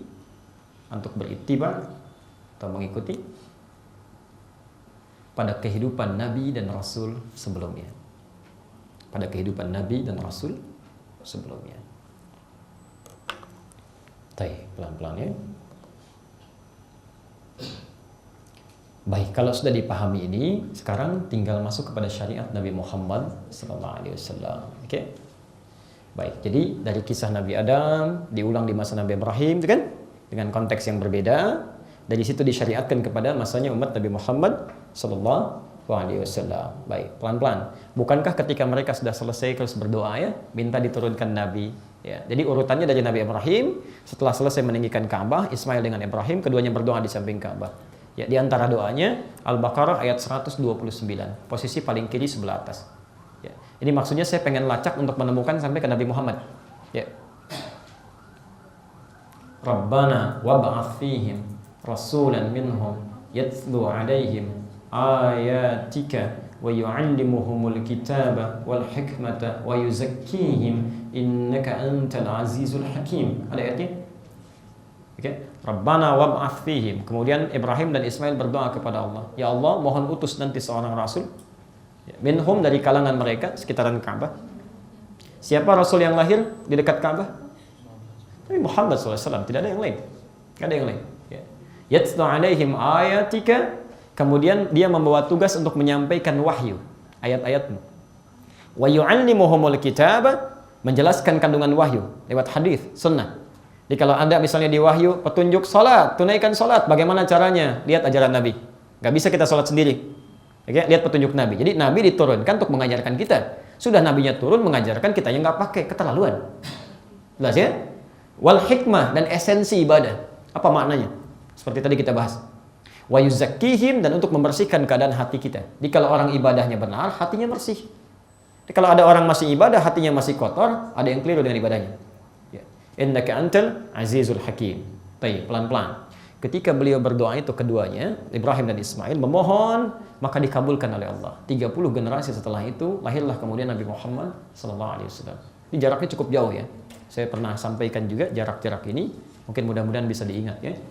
Muhammad bin Abdullah bin Abdul Muttalib bin Hashim bin Abdul Manaf bin Qusay bin Murrah bin Kilab bin Ka'ab bin Ghalib bin Fihr bin Malik bin Nadar bin Kinana bin Khuzaimah bin Mudrikah bin Ilyas alaihissalam bin Nizar bin Mudar bin Ma'ad bin Adnan bin Adi bin Adri bin Muqawwam bin Nahur bin Tari bin Ya'rub bin Yasjub bin Nabit bin Ismail alaihissalam bin Ibrahim alaihissalam.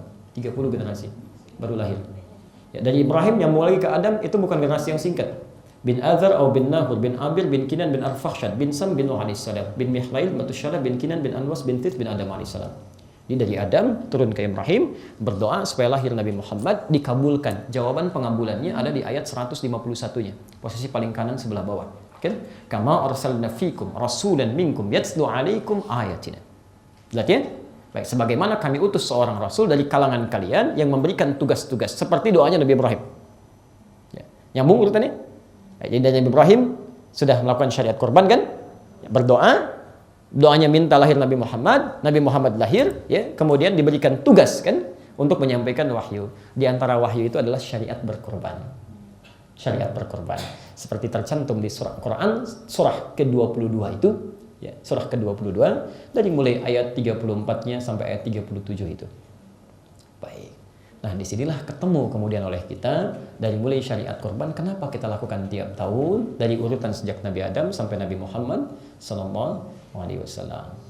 Baik, tuntunannya belum kita mulai, kita baru menemukan kurbannya. Baik, sekarang sunnah Nabi. Tidak, sebentar. Saya akan berusaha padatkan betul ya. Kita cuma punya setengah jam lagi. 1. Pelan-pelan teman-teman sekalian ya, tolong dipahami betul dengan bahasa kurban tadi ya. Jadi pertama, esensi itu bagus kita tangkap, tapi juga cara itu harus benar. Cara harus benar ya. Nggak bisa kita mendapatkan esensi aja tanpa cara yang benar. Esensi sholat mencegah dari perbuatan keji dan mungkar, tapi juga cara mendapatkan itu diatur, cara sholat yang benar dari awal sampai akhir. Jadi jangan ada kesimpulan begini, kalau ada orang terbebas dari perbuatan keji dan mungkar berarti nggak usah sholat. Suka Anda berpikiran begitu, sudah ada itu. Ya. Awas, meninggalkan sholat bagian dari perbuatan mungkar. Salah kalau orang berkesimpulan, oh sholat bisa mencegah perbuatan keji dan mungkar. Berarti kalau sudah tidak bisa berbuat keji dan mungkar, tidak perlu sholat lagi. Ingat, sholat, meninggalkan sholat itu bagian dari perbuatan mungkar. Ya, ini penting saya sampaikan karena dulu yang mendirikan Nahdlatul Ulama, Kiai Haji Muhammad Hashim bin Asy'ari, pernah menulis kitab namanya Risalah Ahlus Sunnah wal Jamaah. Ya, ada 19 kitab ditulis Risalah Ahlus Sunnah wal Jamaah. Kalau Anda buka misal di halaman ke-11 ya paragraf yang ketiga, ya, baris 1 sampai dengan 3 disebutkan oleh beliau. Dulu ada aliran-aliran yang menyimpang masuk ke tanah Jawa di kisaran tahun 1330. Angka 1330 ini disebutkan di halaman ke-9-nya, paragraf kedua, baris yang pertama. Wa fi sanati alfin wa thalathimi'atin wa thalathina hijriyatan. Pada tahun 1330 Hijrah, datanglah aliran-aliran masuk ke tanah Jawa. Entah dari mana datangnya. Tiba-tiba memberikan pengaruh-pengaruh yang tidak sama dengan kepercayaan penduduk tanah Jawa, yang Ahlus Sunnah wal Jamaah. Siapa di antaranya? Kalau halaman ke-10-nya dibalik, ya paragraf kedua baris 1 sampai dengan 3 paling bawah, sebelah kanan posisinya, disebutkan wa minhum rafidhiyuna. Ini bukan kalimat saya. Mohon izin, ini bukan kalimat saya, tapi kalimat beliau yang saya kembali tampilkan. Wa minhum rafidhiyuna, di antara mereka aliran Rafidah. Ya, Rafidah. Rafidah itu nama lain dari Syiah. Dari kata rafadha. Rafadha itu artinya menolak dengan keras. Karena mereka menolak dengan keras kepemimpinan Abu Bakar, ya Umar, ya Utsman, kecuali dari kalangan ahli bait. Nah, itu kata Syekh Hasim Al-Asy'ari, itu disebut ya bagian dari aliran bid'ah yang menyimpang. Itu beliau yang bilang. Ya, maaf, ya subbuna sayyidina Abu Bakar wa Umar radhiyallahu taala anhuma, selalu mencela ya kekhalifahan Abu Bakar dan Umar, semoga Allah meridai kepadanya, wa yubalighuna Ali bin Abi Thalib wa ahli baiti. Dan seringkali mengkultuskan, mengagungkan Ali bin Abi Thalib dan keluarga besar ahli baitnya. Kita harus mencintai ahli bait Nabi seluruhnya dan sahabat-sahabat Nabi. Tapi ini tidak. Maka disampilkanlah di situ, disebutkan oleh beliau termasuk aliran yang menyimpang. Nah, itu ya, disebut bid'ah, aliran bid'ah itu ya, oleh beliau. Maka diturunkan hadis-hadisnya di halaman ke-11-nya. Nah, setelah itu menyampaikan wa minhum, di antara mereka, nah ini yang paling menarik. Yang paling menarik. Ada aliran-aliran menyimpang. Aliran menyimpang ini ahli zikir tapi menyimpang. Sudah menyimpulkan, kata mereka, zikir itu bisa membersihkan hati, wasofa qalbuhu, sampai suci hatinya. Kalau sudah suci hatinya, ada kesimpulan, maka tidak berlaku al-amru wan nahyu, larangan dan perintah sudah nggak berlaku lagi, karena sudah bersih hatinya. Wah, guru kan sudah ada, guru kok nggak sholat? Kamu masih latihan. Kalau sudah bersih nggak usah sholat lagi, kan sudah dekat dengan Allah. Masih latihan, terus Nabi aja nggak begitu. Nabi aja nggak begitu. Anda bukan Nabi, Nabi masih sholat. Orang paling takwa masih sholat, Anda bukan Nabi, nggak sholat. Makanya kalau ada aliran-aliran begitu, kemudian tidak mengajarkan sholat, nah itu bahaya. Tidak mungkin meninggalkan syariat, itu mustahil. Mustahil. Nah, maka kata beliau itu bagian dari aliran-aliran yang menyimpang. Ada yang demikian. Ya. Hati-hati ya, hati-hati. Nah, karena itu kita kembalikan tuntunan Nabi yang benar. Tidak cukup berkorban dekat dengan Allah, tapi harus dilakukan sesuai dengan tata cara yang diajarkan oleh Nabi Sallallahu Alaihi Wasallam. Seperti sholat diajarkan caranya, korban pun diajarkan caranya. Bagi kita, teman-teman sekalian yang akan berkorban, petunjuk Nabi yang pertama ini sunnah. Dan sunnah ini hanya berlangsung setahun sekali. Ya, dia untuk menyembelih ya, hanya berlangsung setahun sekali. Kalau Anda kehilangan sunnah satu aja tahun ini, nunggu lagi tahun depan. Dan kaidahnya selalu berkata, tahun depan belum tentu hidup. Jelas ya? Baik, sunnah pertama terdapat di hadis riwayat Muslim, nomor hadis 1977. Oke? Kalau Anda ingin cari kitab yang agak lengkap, misalnya cari Syarah Imam An-Nawawi, itu ada 9 jilid kurang lebih ya. Ini ada di jilid yang ke-7, jilid ke-7, bab ke-39, halaman 152, cetakan tahun 2002, salah satunya. Ya, bisa di sini cari di terbitan PT Wadi di Jalan Pramuka. Harganya 450.000. Oke. Baik, saya bacakan hadisnya dari Ibnul Musayyab, diterima dari Ummu Salamah. Oke. Baik. Bismillahirrahmanirrahim. An Ummi Salamah radhiyallahu taala anha qalat. Di sini disampaikan dari Ummu Salamah, semoga Allah ridai kepada beliau. Beliau menyampaikan bermakna, lihat kalimatnya, qala Rasulullah sallallahu alaihi wasallam, Rasulullah SAW bersabda, idza ahalla hilal dzulhijjah, jika sudah diketahui awal dari dzulhijjah, wa arada ahadukum an yudhhiya, dan di antara Anda ada yang ingin menyembelih, berkorban maksudnya, kan? Sunnah pertama, fala yamassa min basharihi wa adfarihi syai'a, maka jangan sekali-kali menyentuh atau memotong, mencukur seluruh rambut yang melekat di tubuhnya dan kuku-kukunya, ya, sampai ia mendapati hewan kurbannya disembelih. Oke? Jadi sunnah yang pertama bagi antum yang ingin berkorban, setelah berniat seperti itu untuk korban, maka mohon jangan dulu potong seluruh rambut yang melekat pada tubuh, baik itu kumisnya, bulu ketiak, macam-macamnya, rambut ketiak dan sebagainya, jangan dulu dipotong termasuk kukunya, sampai hewan korbannya disembelih. Ini sunnah yang pertama. Jelas ya? Baik. Kapan ini dimulai? Kata Imam Muslim, bab liman dakhala alaihi asyru dzilhijjah. Baik, bab yang menjelaskan tentang orang yang sudah tiba di 10 pertama Dzulhijjah. Hukum ini hanya berlaku di 10 pertama. Ya, misal Anda sudah siap dari sejak tanggal 1, kan? Uang sudah ada, niat sudah ada, kemudian ingin berkorban, maka efektif tanggal 1 berlaku hukumnya. Tapi kalau Anda sekarang baru terfikir, misalkan, saya pengen korban, insyaallah, uang ada, lusa, misalkan, maka hukumnya berlaku sejak diniatkan. Efektif tanggal sekarang. Ya, jelas ya? Baik, di antara faedahnya adalah supaya Allah berkenan mengampuni dosa-dosa orang bersangkutan dari ujung kepala, dari rambutnya sampai ujung kaki, ya, di kakinya, di kukunya. Ya. Jelas sampai sini? Baik, ingat ya, yang dimaksudkan bukan kuku hewan, tapi kuku orang yang berkorbannya, rambut orang yang berkorban. Ya.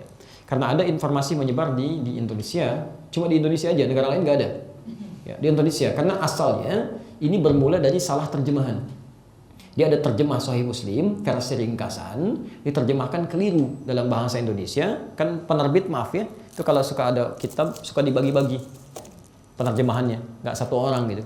Nah, ini yang menerjemahkan kadang-kadang tidak punya kapabilitas yang sama satu dengan yang lainnya. Akhirnya salah terjemah. Di antara terjemahan yang keliru itu, ya, ada yang terbitan Sahih Muslim versi Indonesia dengan terjemahan di halaman 899, posisi paling kanan, bab yang ke-10 tentang kitab korban. Disebutkan di situ, ya, jika ada yang sudah masuk ke awal Dzulhijjah dan ingin berkorban, maka jangan menyentuh atau memotong kuku dan bulu binatang korbannya. Itu sudah salah fatal di situ. Jelas ya? Jadi bukan kuku dan bulu binatang atau hewannya, tapi kuku dan rambut orang yang berkorban. Jelas ya? Nah, ini satu.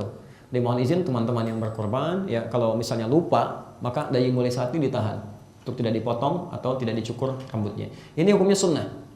Ini bukan wajib, ya, sunnah. Jadi kalau Anda mesti potong, misalnya, potong ya potong aja. Dosa sih enggak, cuma kehilangan kemuliaan sunnahnya. Tapi kalau dalam keadaan terdesak misalnya, harus dipotong. Ada seorang dokter mesti melakukan tindakan, kan? Kan dokter itu berapa ini sekali harus dipotong gitu. Ya, supaya selalu dalam keadaan yang bersih, gitu kan? Nah, dalam keadaan demikian boleh, silahkan, nggak ada masalah. Tapi dengan niatnya dia mendapatkan pahala. Idza maridal 'abdu aw safar, kutiba lahu mithla ma kana 'alaihi muqiman sahihan. Jika seorang hamba punya uzur, mendesak melakukan sesuatu tertentu, atau bahkan dia harus safar, kan, tidak bisa menunaikan amalan rutinnya, maka pahalanya tetap dituliskan walaupun dia tidak mengerjakannya. Jelas ya? Baik, satu itu. Yang kedua, saya tuliskan dulu. Hadis Muslim nomor hadis 1318. Dari Jabir bin Abdullah. Kita bacakan hadisnya. An Jabir bin Abdullah radhiyallahu taala anhu qala, dari Jabir bin Abdullah semoga Allah ridai kepada beliau menyampaikan, naharna ma'a Rasulillah sallallahu alaihi wasallam yaumal Hudaybiyah. Ya, kami pernah menyembelih bersama Rasulullah sallallahu alaihi wasallam pada saat momentum Hudaybiyah, al-budnata, unta, an sab'atin, ya, dibagi pada 7 bagian. Di unta itu boleh dibagi pada 10 bagian, boleh dibagi pada 1 bagian. Ya, ini untuk unta ya, unta. Jadi kalau ada orang ingin berkorban misalnya hewannya unta, kan, diberikan, boleh, sah hukumnya. Boleh dia kalau mampu beli 1 hewan sendiri boleh, silahkan. Kalau nggak mampu boleh bagi 7 dengan teman-temannya atau bagi 10. Wa 'anil baqarati an sab'atin, dan juga dari sapi dibagi kepada 7 bagian. Jadi kalau ada yang ingin beli 1 ekor sapi boleh. Ya, untuk 1 orang. Kalau ingin dibagi, ya, untuk menemukan dananya sampai 7 orang pun itu sah dilakukan. Jelas ya? Pelan-pelan. Tapi ingat ya, tidak harus sampai 7. Artinya seringkali keliru juga di masyarakat. Ya. Jadi kalau misalnya ada 5 orang, misal nggak ada yang lain nih, tapi uang cukup sama yang 5, boleh aja. Sah-sah saja, kan? Misal harga sapinya, misal 21 juta. Terus 3 orang kumpul, gitu kan? Nggak ada lagi yang lain nih, 3 orang nyumbang aja 7 juta, boleh, sah. Ya. Ya, batas 7 itu maksudnya untuk mencari batas yang luas, gitu kan? Yang luas kira-kira meringankan untuk membeli hewan itu. Ya. Tapi poinnya bukan pada untanya, bukan pada sapinya. Ini tafsir dari Quran surah ke-108 ayat kedua, Al-Kautsar. Ya. Inna a'tainakal kautsar, fassalli li rabbika wanhar. kami telah berikan pada Anda nikmat yang sangat banyak. Maka coba syukuri nikmat itu. Awas pelan-pelan ya. Saya agak bukan lompat sebetulnya, ingin memberikan gambaran yang lebih luas. Ibu dan bapak sekalian, teman-teman, kalau Anda diberikan nikmat oleh Allah, sifatnya sudah mendapatkan luar biasa. Kalau nikmat itu ingin bertahan terus sampai dibawa ke akhirat, kalimat Qur'annya syukuri itu. Syukur. Bagaimana cara kita bersyukur? Ada dua. Awas hati-hati ya. Anda gagal dengan seperti ini, gagal itu berdampak pada nikmatnya. Satu, gunakan nikmat itu sesuai yang diperuntukkan oleh Allah. Gunakan nikmat itu sesuai yang diperuntukkan oleh Allah. Jadi petunjuk Allah harus digunakan kemana nikmat itu? Misal, Allah berikan kita lisan yang sehat, nggak sakit gigi, nggak sakit lisan, macam nggak sariawan, kan? Sehat. Ingin bersyukur, maka gunakan lisan ini sesuai dengan fungsi yang telah ditetapkan oleh Allah. Apa fungsinya lisan? Apa fungsinya? Fungsinya untuk bicara yang baik-baik. Kata Nabi, "Man kana yu'minu billahi wal yaumil akhir falyakul khairan aw liyasmut." Siapa yang merasa beriman kepada Allah dan hari akhir. Kalau ada kalimat iman bersanding dengan hari akhir, itu artinya perbuatan kita akan dihisab di hari akhir. Semua yang disebutkan akan dihisab di hari akhir. Dia ternyata setiap kalimat kita, setiap huruf itu hisab tuh. Suara keluar dihisab. Jangan main-main dikira Anda bebas, aman. Tidak. Akan dihisab itu. Makanya kata Nabi, kalau Anda nggak bisa katakan yang baik, nggak ada manfaatnya, diam aja, lebih selamat. Jelas ya? Hati-hati. Jadi kalau nggak ada yang nggak manfaat, nggak usah bicara, diam aja. Ada yang manfaat, sampaikan. Jelas ya? Jadi fungsi lisan untuk menyampaikan yang baik-baik. Makanya kata Quran, kalau ada orang keluar dari fungsi ini, dia bisa celaka. Wailul lil mukadzibin, celaka bagi para pendusta. Jadi kalau Anda dusta, Anda bisa celaka. Kalau orang-orang yang dusta ini tahu ayat ini, dia nggak akan berdusta. Kalau sudah tahu masih dusta juga, itu orang nekat namanya, bukan bodoh lagi. Sudah tahu akan celaka, dusta juga. Itu masalah itu. Ya. Ini poin yang pertama. Jadi kalau kita ingin syukuri nikmat, gunakan seperti yang Allah tunjukkan. Oke? Hati-hati, pakaian, ingin bersyukur dengan pakaian, apa fungsi pakaian? Ya. Selain menutupi aurat, ya kan? Menjaga dari yang buruk-buruk. Makanya ketika Anda kenakan pakaian ini, tutupi aurat dengan baik, tampil dengan baik, demikian akhwat dan sebagainya. Ya. Kendaraan, hati-hati, barangkali dititipkan kendaraan supaya memudahkan Anda untuk ibadah. Orang nggak ada kendaraannya, sepeda Anda nggak punya, masih jalan kaki untuk talim. Masya Allah, Anda sudah dikasih sepedanya, ada motornya, ada hujan, ada mobilnya. Kalau hujan nggak pernah langsung netes ke pribadinya, belum mau belajar juga, ke masjid aja enggak. Anda harus dikasih apa lagi? Dikasih kereta kepanjangan. Coba cek Anda butuh apa lagi? Ini masjidnya di sampingnya, ini rumah Anda. Kasih motor, kasih sepeda, kasih mobil, nggak mau kesini juga. Anda butuh apa lagi? Ayo coba dicek ya. Yang kedua, syukuri itu ya, dengan banyak meningkatkan ibadah. Ini caranya ibadah. Makanya ketika Allah menyampaikan inna a'tainakal kautsar, kami berikan kepadamu nikmat yang sangat banyak, setelah itu fasalli. Maka syukur itu dengan meningkatkan ibadah. Salli, salat tingkatkan, doa perbanyak. Baik, Masya Allah, salat bayar nggak? Nggak ada. Orang lain mau nebus dosa aja bayar, kita enggak. Orang lain pengen nebus dosa, bayar, kita enggak. Yang nggak punya uang belum bisa ditebus dosanya tuh. Masya Allah, kita enggak. Tinggal datang, bermohon pada Allah. Kita lakukan sholat, bukankah sholat menghilangkan dosa-dosa kecil? Ya kan? As-salawatu ila salawat. Ya kan? Masya Allah, al-jum'atu ila al-jum'ah, wa Ramadan ila Ramadan, kafaratun lima bainahunna. Sholat satu dengan sholat yang lainnya. Ramadan ke Ramadan, Jumat ke Jumat. Itu bisa menggugurkan dosa-dosa kecil yang pernah kita kerjakan. Kenapa antum nggak tingkatkan sholat sunnahnya? Coba makanya cek sahabat-sahabat Nabi yang sukses itu tahajudnya nggak pernah tertinggal. Tahajudnya, bacaan Qurannya, macam-macamnya. Semakin meningkat, semakin syukur. Paham mereka. Nah, wanhar. Kita berakhir di sini dan sembelihlah. Nahara itu dalam bahasa Arab khusus kata yang digunakan untuk menyembelih unta. Unta. Karena unta itu disembelih tanpa dijatuhkan lebih dahulu. Kalau ada hewannya disembelih tidak dijatuhkan lebih dulu, maka kalimatnya menggunakan kata nahara. Nun, ha, dan ra. Misalkan antum yang main misalnya ke Timur Tengah, kalau di Mekah ada di Kakiyah, ada di Daibiyah gitu kan? Ya, time. Nahar, wanhar, nahara. Nahara. Nun, ha, ra. Untuk menyembelih hewan tanpa dijatuhkan dulu. Ya. Kalau teman-teman misalnya main ke Arab, nyembelih unta, itu untanya datang atau dia kemudian jagalnya datang. Kalau pakai pisau yang besar, ya dibeginikan aja. Sekali memang ahli mereka itu. Ya kalau tidak dia gunakan pisau-pisau kecil, cuman dia raba sedikit, disayat begini dia mundur. Ya, jadi nggak jatuh, nggak dijatuhkan. Itu nahara. Tapi kalau dijatuhkan dulu itu zabaha namanya. Zabaha. Ya, zabaha. Makanya ketika Nabi Ibrahim ingin menyembelih Ismail, ya kan? Kan dibaringkan dulu kan? Dibaringkan dulu kan? Dalam keadaan berbaring baru akan disembelih kan? Tiba-tiba diganti oleh Allah Subhanahu wa taala dengan hewan lain. Kalimat hewannya di Quran surah 37 ayat 107, kalimatnya bidzibhin azim. Wa fadainahu bidzibhin azim. Pakai dzabaha bukan nahara. Ya, ini artinya ada hewan yang disembelih itu dijatuhkan terlebih dahulu. Itulah kemudian ditafsirkan dengan domba atau kambing atau sapi, kerbau dan sejenisnya. Jelas ya? Nah, jadi kalau menggunakan dzabaha itu artinya hewannya hewan yang dijatuhkan terlebih dahulu. Ya, hati-hati. Firaun itu saking kejamnya, ketika mendengar ada bayi yang akan lahir menjatuhkan kekuasaannya, itu diminta kepada algojonya 2 orang. Datang, ikuti, tempel setiap ibu yang sedang mengandung. Yang satu perhatikan siapa yang lahir nanti, kalau perempuan bebaskan. Tapi kalau laki-laki langsung sembelih di hadapan ibu yang baru melahirkannya. Quran surah kedua Al-Baqarah ayat 49, posisi paling kiri sebelah atas. Ya, wa idz najaynakum min ali fir'auna yasumunakum su'al 'adzab yudzabbihuna abna'akum. Bahasanya pakai ini. Dan pakai tasydid lagi. Ya. Pakai tasydid. Kalau dzabaha cuma sekali, enggak pakai tasydid, itu sekali sembelihan. Makanya kata Nabi, kalau Anda ingin menyembelih, ahsinu dzibha. Ya, perbaiki, baguskan. Kalau bisa jangan banyak, jangan berkali-kali, sekali sembelihan tuh. Ya. Tapi kalau pakai tasydid begini. Ya. Itu jahatnya algojo Firaun ketika melihat saking bencinya itu dijatuhkan dulu anaknya di hadapan ibunya, disembelih, digorok berkali-kali. Itulah Firaun. Ya. Makanya disebut oleh Quran su'al adzab, seburuk-buruknya siksa. Ya.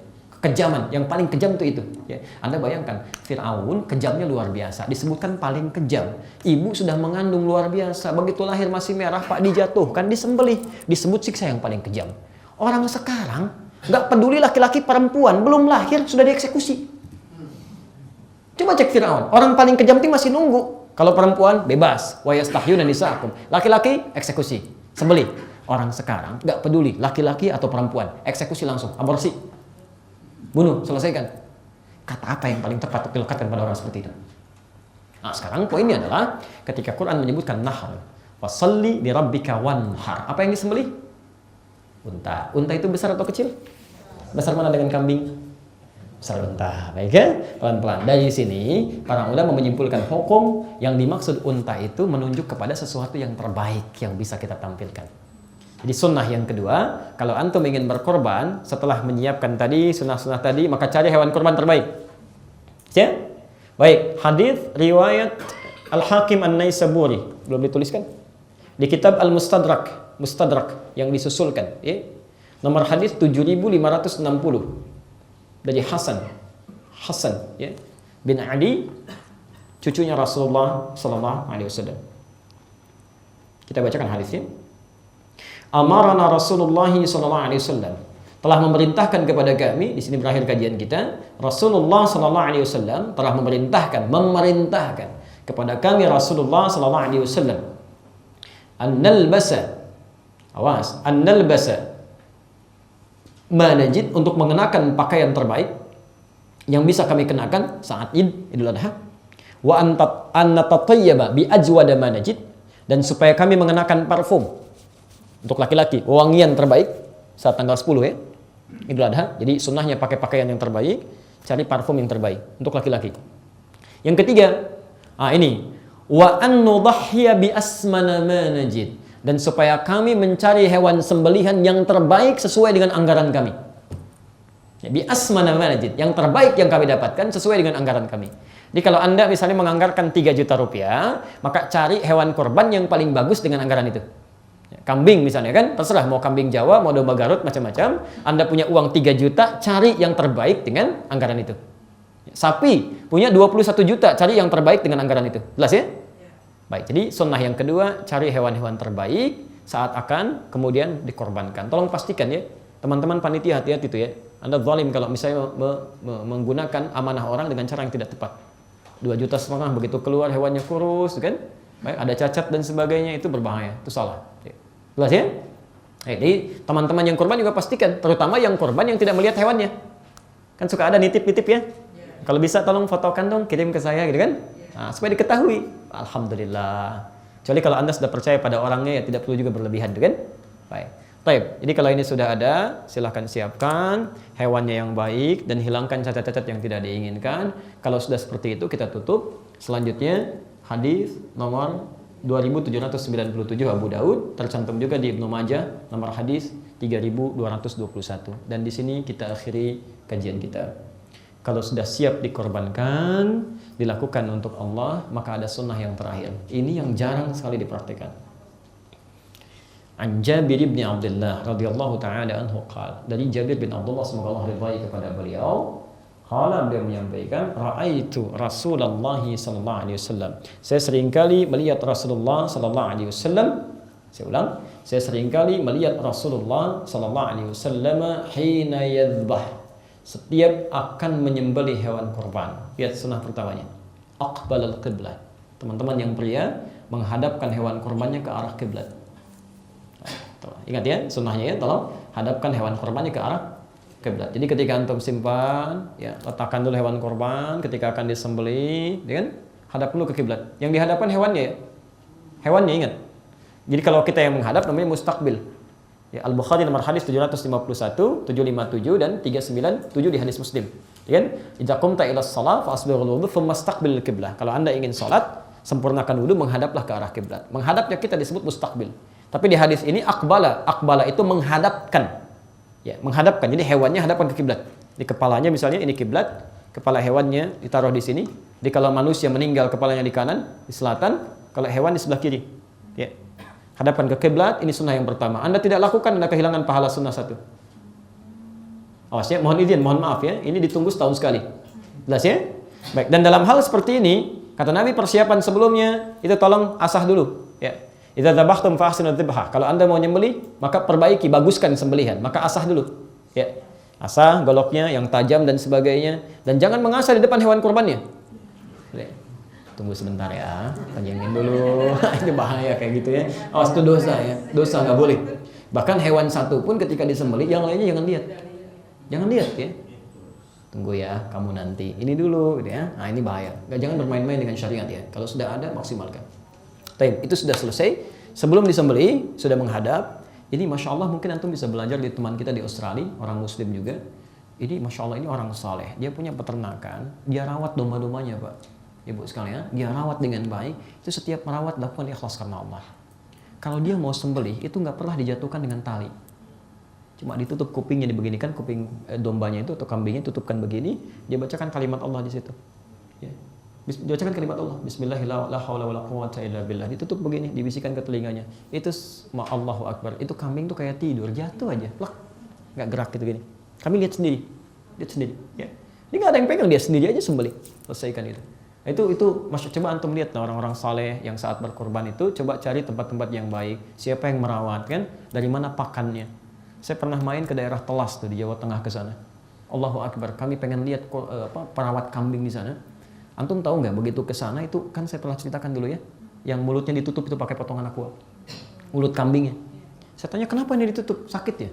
Jawabannya bukan, katanya ini kami tutup karena ini kambing baru dibeli dari pedagang ya. Kami tutup sampai ke sini supaya dia di jalan tidak makan yang bukan haknya. Kebayang nggak? Kambing aja dipikirin, apalagi dirinya sendiri.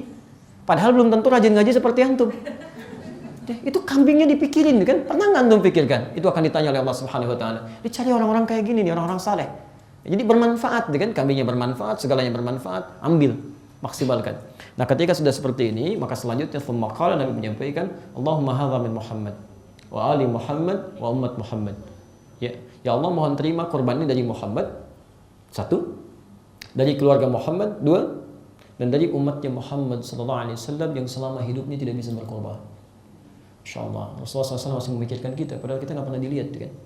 Ya, masih dipikirkan, ya Allah tolong terima dari umatku yang selama hidupnya mungkin nggak bisa korban. Makanya cobalah ya, ini kasih sayangnya kan begitu banyak. Jadi kalau kita nggak berkasih sayang dengan Rasul, rasanya agak keterlaluan gitu. Kata malaikat Jibril nggak bersalawat pada Nabi saja saat disebutkan namanya, itu keterlaluan. Ya, keterlaluan. Maka apabila ada orang yang menjauhi sunnah-sunnah Nabi, itu lebih menurut saya, gitu kan? Nabi sudah contohkan, sudah tuntun, Anda jauhi. Nabi kurang apa lagi mikirin Anda? Ya. Nah, karena itu kita kembalikan dulu pelan-pelan. Diboleh satu hewan korban tadi untuk satu pribadi. Tolong tunjukkan untuk siapa, diperjelas. Ya, kalau Anda punya satu hewan, kambing untuk satu orang, jelas. Sapi untuk satu orang boleh. Yang kedua, hadis ini mengatakan boleh satu hewan untuk satu keluarga. Untuk satu keluarga. Misal, teman-teman punya anggaran untuk kambing satu kan. Dan di rumah ada 5 orang, suami, istri, 3 orang anak gitu kan. Nah, dalam keadaan demikian, biasanya suka ada yang gantian kan. Tahun ini adiknya, besok kakaknya. Gak usah begitu. Hadis ini menunjukkan langsung aja sebutkan atas nama keluarganya. Keluarga si fulan. Itu mencakup semuanya. Ya, mencakup semuanya. Saya misal korban atas nama keluarga Adi Hidayat. Ya, keluarga Adi Hidayat. Maka istri saya masuk, anak saya masuk 2. Di situ semua akan berlangsung syariat korbannya. Jelas ya? Tayyib. Dan itu juga tidak harus misalnya memaksakan diri, tidak ya. Jadi kalau sanggupnya kambing, ya kambing. Tapi kalau Anda sanggup misalnya 5, boleh nggak Ustaz 5-5-nya? Boleh, silahkan aja. Sah, Anda sebarkan di beberapa tempat untuk nama-nama anak-anak Anda atau Anda pribadi, sah. Ya. Yang ketiga, umat Muhammad sallallahu alaihi wasallam. Kata umat di sini, ini menunjuk pada orang lain, bukan bagian dari keluarganya. Ya. Kita umat Nabi? Iya, kita keluarga Nabi? Oh bukan, jangan ngaku-ngaku ya. Kita bukan keluarga Nabi ya. Ibu bukan istrinya Nabi, saya bukan keponakan Nabi, gitu. Nah, kita semua tergolong dari umatnya Nabi SAW. Artinya, Nabi pernah punya anggaran untuk korban, diberikan untuk kepentingan orang lain. Maka sunnahnya boleh kalau Anda punya kelebihan rezeki, ingin berkorban ditujukan untuk orang lain. Itu sah. Ya, barangkali ada ART, ada security, macam-macam dan sebagainya. Boleh Pak, pahalanya banyak banget.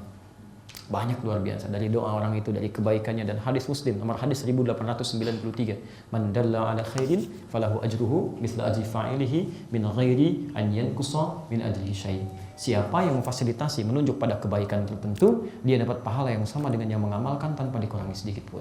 Kalau hewan Anda ini disebarkan pada orang 100 orang, 100 orang itu makan dari yang halal, kemudian dia baca Quran, semua bacaan Qurannya Anda peroleh pahalanya. Dia sholat, Anda dapat pahalanya. Apa yang dia lakukan, Anda dapat pahalanya. Itu di luar dari hewannya.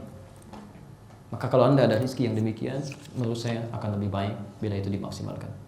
Maka silahkan Bapak dan Ibu sekalian, maksimalkan persiapan korban kita, lakukan karena Allah Subhanahu wa taala, dan lebih daripada itu, esensi korban membangun kedekatan kita dengan Allah Subhanahu wa taala.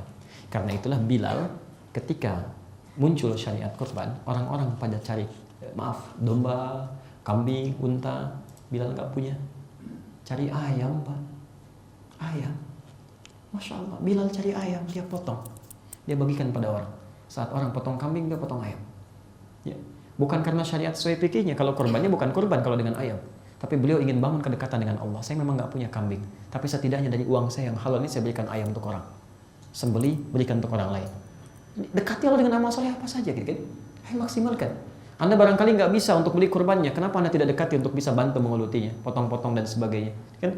Masya Allah, ini sudah kurban enggak, potong juga nggak bisa bantu, bantu panitia juga enggak, pembagian datang, pengen yang paling pertama, Masya Allah, gitu kan? Nah, ini porsi hal yang menurut saya perlu kita hindari ya, kita hindari. Baik, termasuk Ibnu Abbas itu diajari oleh bapaknya, begitu muncul syariat kurban, itu diberikan ayam, dia potong sendiri, dia bagikan. Ya, dia bagikan. Nah, itu juga gambaran bagi anak-anak kita kalau ingin dididik oleh guru-guru di sekolahnya, silahkan berikan pendidikan walaupun hukumnya tidak sama dengan hukum korban pada umumnya. Ya, tidak harus maksakan kambing, suruh potong ayam, kan? Itu bagikan, karena itu yang dibangun. Baik, jadi jika ada yang berkorban tidak menjadi lebih dekat dengan Allah, ada yang kurang tepat dalam korbannya. Ustaz, umur berapa kambing, sapi untuk dikorbankan? Kambing sampai setahun, domba 6 bulan, dan sapi atau kerbau sampai usia 2 tahun. Ya. Atau 1 tahun pertama masuk tahun kedua. Tolong jangan dilihat ya, oh ini gemuk nih, kambingnya bagus, dagingnya banyak, belum sampai setahun, belum bisa ya, kecuali dalam keadaan darurat tidak ada yang lainnya. Di domba usia 6 bulan, kan? Kemudian kalau kambing masuk setahun, kalau kerbau atau sapi masuk. Baik. Assalamualaikum Ustaz, mau tanya sedikitnya, ada beberapa pertanyaan titipan. Pertama Ustaz, tadi Ustaz sebutkan kurban sapi misalnya bisa untuk 7 orang dan kita boleh mengorban korban juga untuk orang lain di luar keluarga kita misalnya. Apakah perlu disebutkan pada saat kita berkorban, dan apakah perlu diketahui oleh orang yang misalnya mau kita kurbankan, apakah kita perlu beritahu pada orang tersebut? Itu satu Ustaz. Saya jawab dulu boleh? Ada pertanyaan lagi dengan apakah boleh mengkurbankan untuk orang yang sudah meninggal, misalnya ibu, ayah, atau tante gitu. Baik. Terima kasih Ustaz. Insyaallah. Yang pertama ada pertanyaan mengenai apakah bila berkorban untuk orang lain harus diberikan atau diingatkan, diberitahu bahwa ada korban untuknya, maka yang terbaik diberitahukan. Diberitahukan, sampaikan supaya sunnah-sunnah yang berlaku orang itu bagi orang itu bisa dipraktekkan. Saya beri contoh misalnya, kalau kurban atas nama pribadi yang tidak potong kuku dan rambut kan kita pribadi. Kalau kurban atas nama keluarga yang tidak potong kuku dan rambut siapa?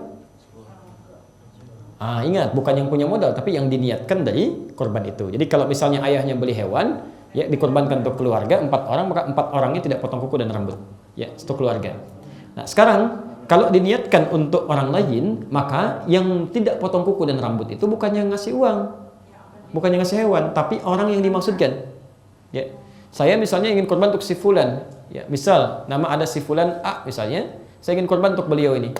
Maka ketika saya berikan kambingnya dan sebagainya, itu yang tidak potong kuku rambutnya, macam-macam dan sebagainya, semua ibadah sunnah melekat pada orang ini. Saya cuma fasilitasi.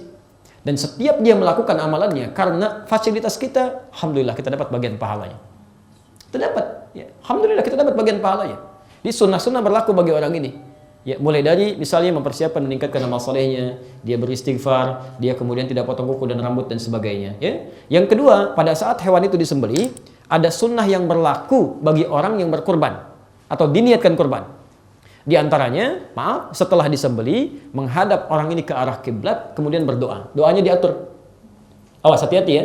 Inni wajjahtu wajhiya lilladzi fataras samawati wal arda hanifan muslima wa ma ana minal musyrikin. Inna salati wa nusuki wa mahyaya wa mamati lillahi rabbil alamin. La syarika lahu wa bidzalika umirtu wa ana minal muslimin wa ana awwalul muslimin. Tayyib. Itu doa dibacakan selesai korban.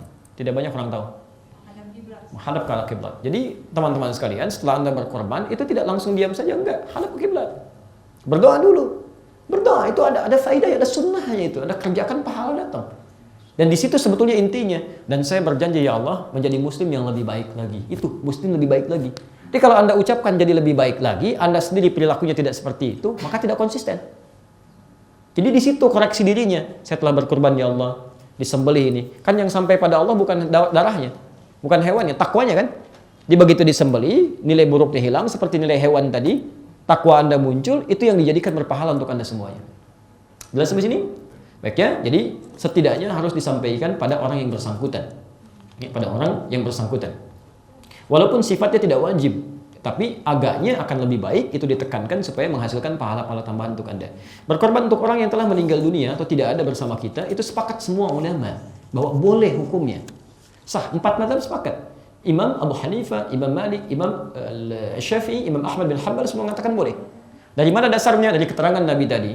Nabi berkorban untuk keluarga besarnya plus untuk umatnya. Bukankah di antara keluarga Nabi ada yang telah wafat sebelumnya?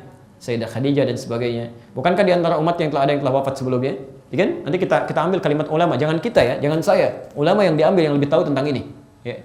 Nah, maka kemudian ketika beliau menyebutkan umatnya, saya ambil contoh. Tadi saya kisahkan juga pagi di Taman Hunda kan. Ada Amr misalnya kan.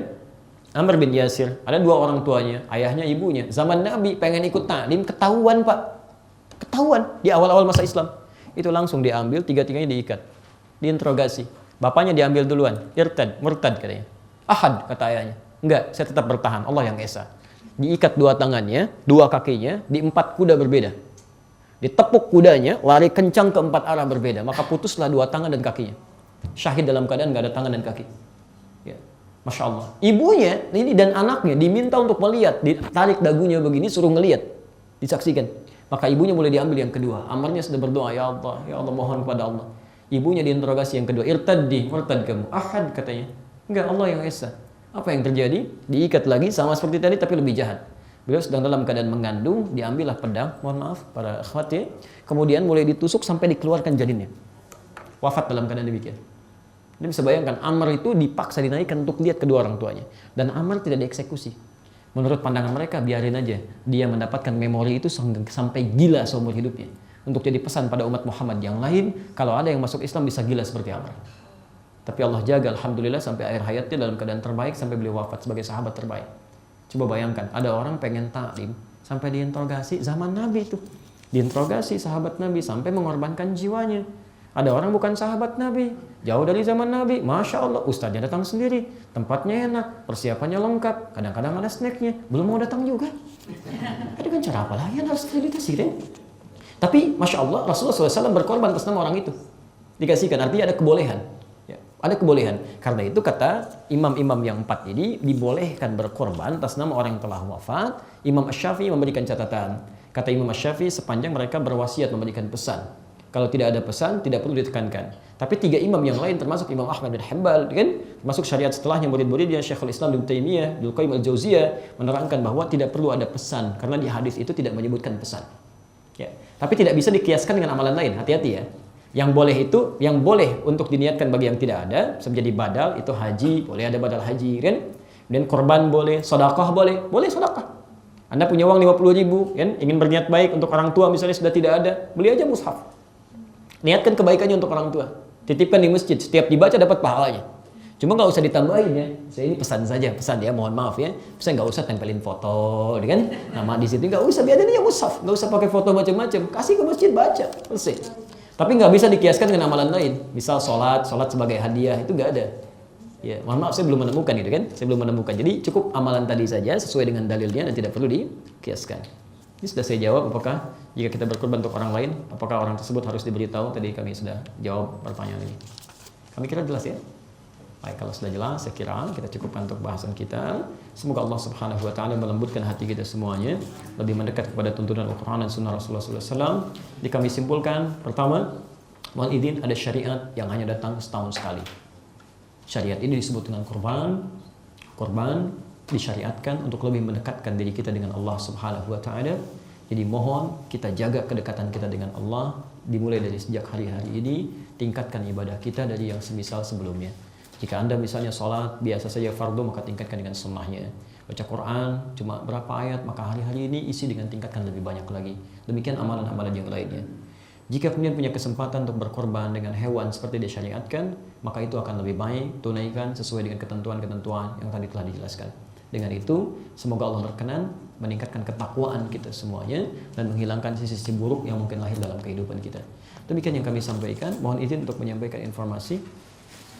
Ini ada dari teman-teman yang mengelola di Al-Khansa, mengeluarkan bahasan dari Al-Asmaul Husna yang telah kita bahas sebagian ya. Tapi kami akan coba lihat dulu untuk sementara sebelum dibagikan. Nanti kalau sudah dibagikan, kalau sudah dicek nanti silahkan kalau ingin dibagikan.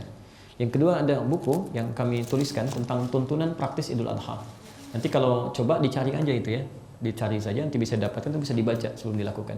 Nah, ini buku yang terbaru, ini Al-Majmu'. Ini Al-Majmu' ini buku tentang cara bekal Nabi, cara menuntut ilmu. Di sini saya keluarkan hadis-hadis Nabi, petunjuk bagaimana cara belajar yang baik. Supaya nggak cepat lupa, supaya ilmunya cepat diserap dan mudah diamalkan. Kalau Anda yang pakai, mungkin Anda nggak pakai, bisa untuk mendidik anaknya. Nah, di sini ada pelajaran tentang tuntunan pengalaman Imam An-Nawawi. Ya. Nah, kalau ini tapi mohon maaf, ini Anda nggak akan temukan di toko buku secara bebas, hanya ada di Kiai Quantum Akhial Institute dan kami cuma cetak terbatas. Karena saya asalnya cetak untuk jamaah yang ta'lim aja gitu ya. Baik, teman-teman sekalian, itu saja yang kami sampaikan. Semoga Allah memberikan kemuliaan pada kita. Subhanakallahumma wa bihamdika asyhadu an la ilaha illa anta astaghfiruka wa atubu ilaik. Wa akhiru da'wana alhamdulillahirabbil alamin. Wa'alafu minkum. Dan sebelum kami tutup dengan salam, besok ada live streaming tentang sunnah Idul Adha tanggal 10 Dzulhijjah. Posisinya ba'da maghrib ya, dan sampai ba'da isya malam Jumat ya. Antum bisa akses di Akhir TV, akhir.tv ya. Assalamualaikum warahmatullahi wabarakatuh.